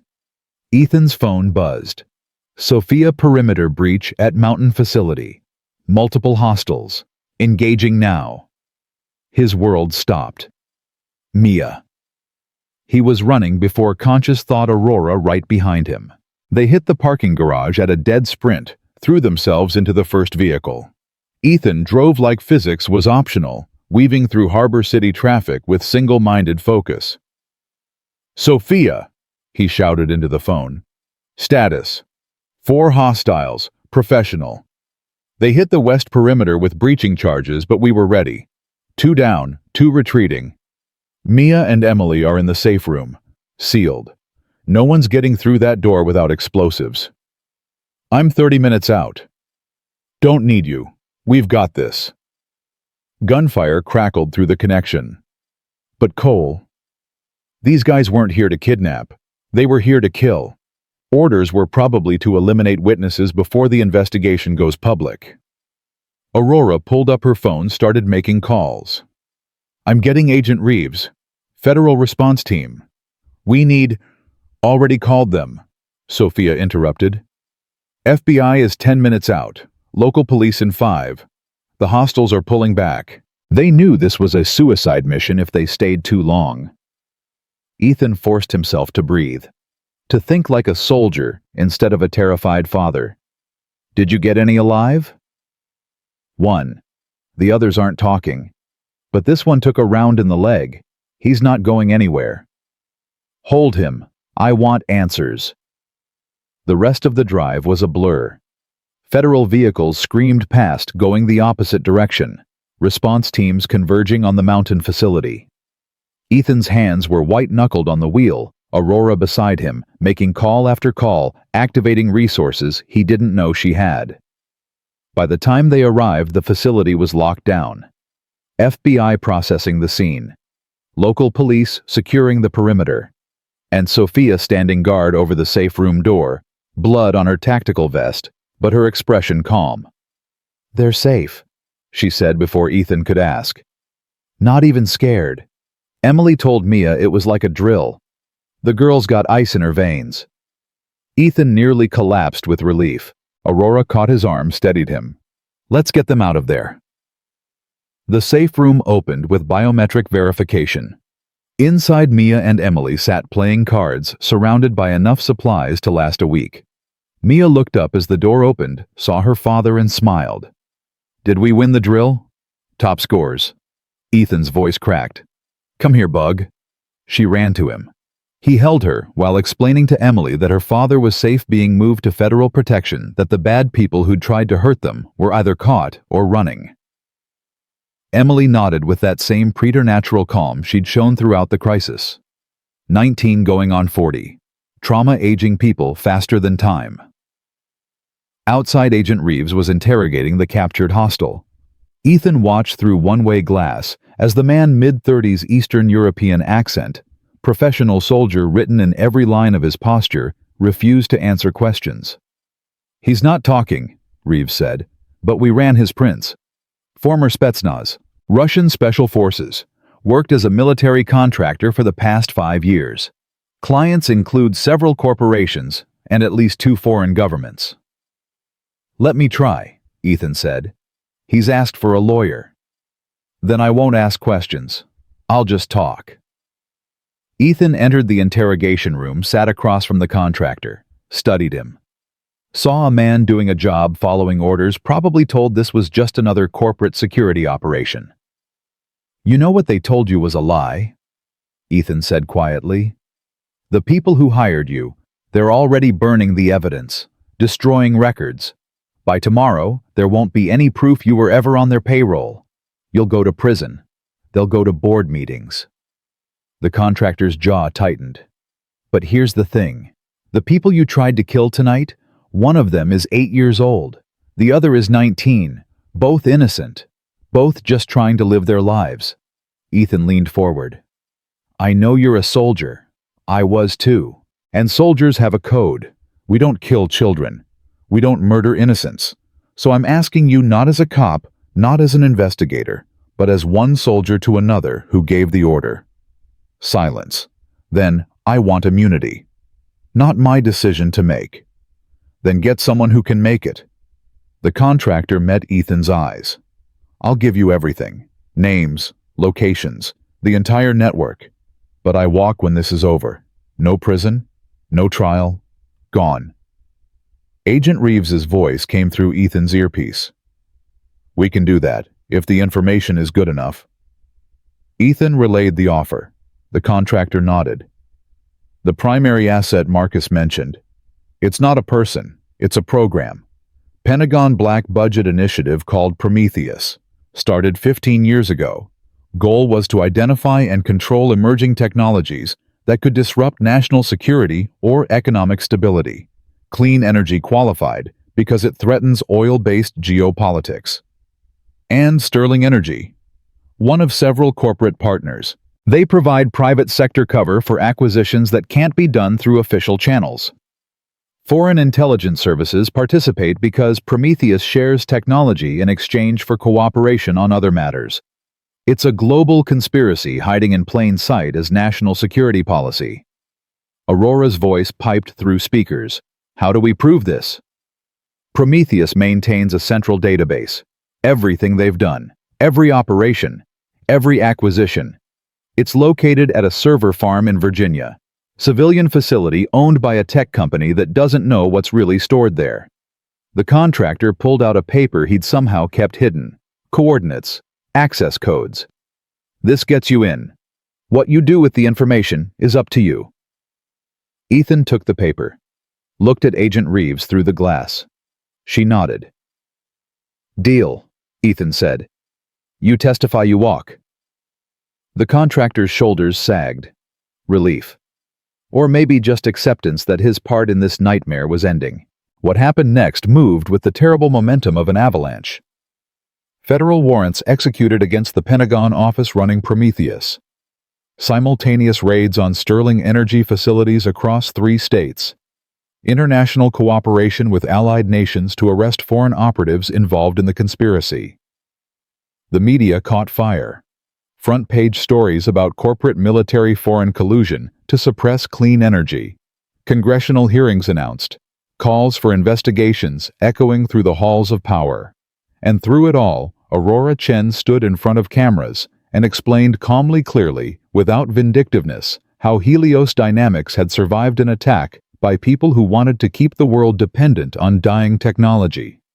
She became a symbol, not just a billionaire CEO, a person who'd fought back against corruption and won.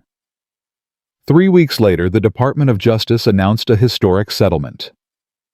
Sterling Energy dissolved its assets sold off to pay damages. Pentagon officials indicted.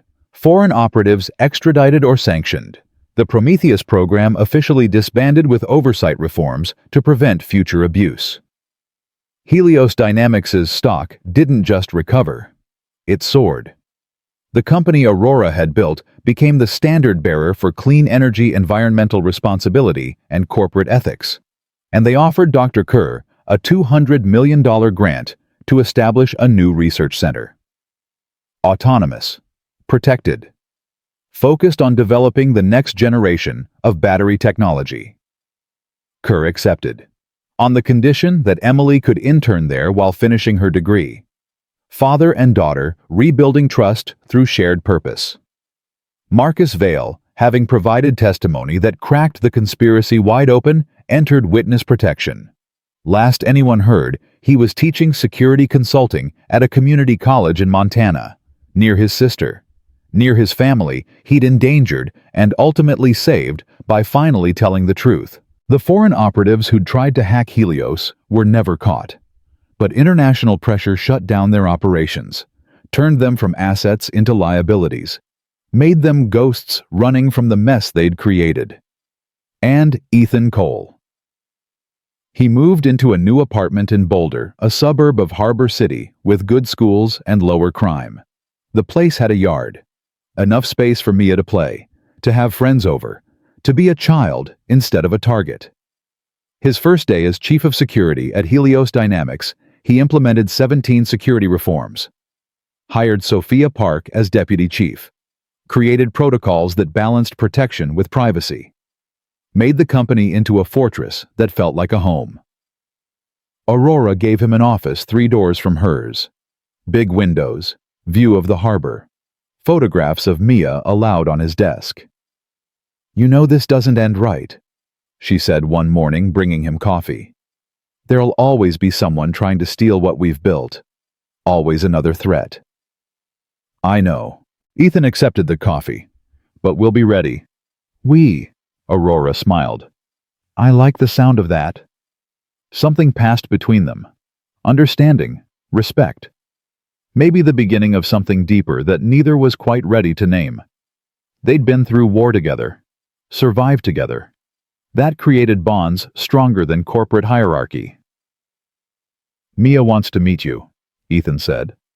Properly, not in a crisis, just dinner, pizza, very low-key. I'd like that. Aurora's expression softened. She's lucky, having a father who fights so hard for her future. I'm the lucky one. She gave me a reason to stop running from who I am. Ethan looked out at Harbor City. I spent 4 years trying to bury the soldier, pretend I was just a regular guy. Turns out I needed to integrate both. Be the soldier when necessary. Be the father always. That's what makes you good at this job. You understand what's worth protecting and what it costs to protect it. 6 months later, Helios announced a partnership with a European consortium. Legitimate this time. Transparent. Designed to deploy battery technology globally at affordable prices. The kind of deal that actually helped people instead of enriching corporations. Ethan vetted every partner personally. Ran background checks that would make the FBI jealous. Made sure no one with connections to the old Prometheus network got anywhere near Aurora's company. And slowly, carefully, he and Aurora built something that looked like partnership. Like trust. Like the foundation of something neither of them had expected to find in the aftermath of corporate warfare. Mia approved. She'd made it clear that her dad deserved to be happy. That Miss Aurora was smart and brave, and made her dad smile in ways he hadn't since Mom died. 8-year-old wisdom wrapped in innocence that somehow cut straight to truth. 1 year after the kidnapping attempt that started everything, Ethan stood on Meridian Tower's observation deck again. This time with Mia and Aurora, watching Harbor City light up as evening fell. "Dad," Mia asked, "is this what winning looks like?" Ethan thought about all they'd survived. The threats, the violence, the moments when everything could have collapsed. "Yeah, Bug. This is winning. Not perfect, not without scars, but alive. Together. Still fighting for things that matter." "Good." Mia grabbed both their hands, hers and Aurora's, connected them in a circuit of belonging. "Then let's keep winning." Aurora squeezed Ethan's hand. "She's wise beyond her years. She gets it from her mother." Ethan looked at the woman who'd changed his life by refusing to die quietly when people came to kill her. And maybe from the people who refused to give up. Below them, Harbor City hummed with possibility.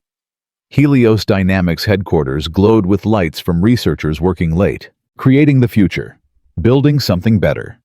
And in the mountains, Sophia Park maintained watch over the safe house that still sheltered people who needed protection. Dr. Kerr worked in his new research center. Emily studied medicine with the fierce determination of someone who'd seen how fragile life could be. The network that had tried to destroy them was broken, its architects imprisoned or disgraced, its resources seized or frozen. But Ethan knew Aurora was right. There would always be another threat, another group trying to steal or suppress or control. That's why he showed up every morning, reviewed security protocols, trained his team, stayed vigilant. Not because he loved violence, but because he loved what was worth protecting. His daughter. Her future. The people trying to make the world better instead of just more profitable. That night, after Mia fell asleep in her new room in their new house with the yard she'd always wanted, Ethan sat on the porch. Aurora called. "You awake?" "Couldn't sleep. Too much thinking." He heard her smile through the phone. About what? About how a busboy with a rescue complex ended up chief of security for the most valuable clean energy company in the world. It's called recognizing talent. And also gratitude for saving my life. Aurora paused. But maybe also something else. Yeah. Maybe also recognizing someone who sees me as a person instead of a portfolio. Someone who understands that money and power are just tools. What matters is what you build with them. Ethan's chest tightened. "You asking me on a date, Ms. Chen?" "I'm asking if you'd consider dinner. Somewhere that doesn't involve corporate espionage or attempted murder. Just two people getting to know each other." Her voice held vulnerability he'd rarely heard. "Mia can chaperone if that makes it less weird." She'd love that. Fair warning, though, she'll interrogate you about your intentions. I can handle an 8-year-old's cross-examination. I survived congressional hearings. They talked for another hour. About everything and nothing. About the future of clean energy and Mia's latest obsession with astronomy. About healing from trauma and learning to trust again. When they finally said goodnight, Ethan felt something he hadn't experienced in 4 years. Hope. Real hope. Not the desperate kind that sustained you through crisis. The genuine kind that made you believe tomorrow could be better than today. Inside, Mia's breathing was soft and steady. Safe. Secure. Living the childhood he'd promised Sarah he'd give her. The photo of his wife sat on the mantel. Sarah's smile frozen in time. Forever young. Forever missed. I kept my promise, he whispered to her memory. Our girl is safe, happy, and I think I might be ready to be happy too, if that's okay with you. The photo didn't answer, but somewhere in his heart, Ethan felt permission, felt Sarah's love not as a chain binding him to the past, but as a foundation supporting his future. He'd been a soldier, a widower, a busboy, a father. Now he was something new. Someone who'd found purpose in protecting people brave enough to change the world. And in the morning he'd wake up, make pancakes for his daughter, go to work keeping good people safe from bad ones.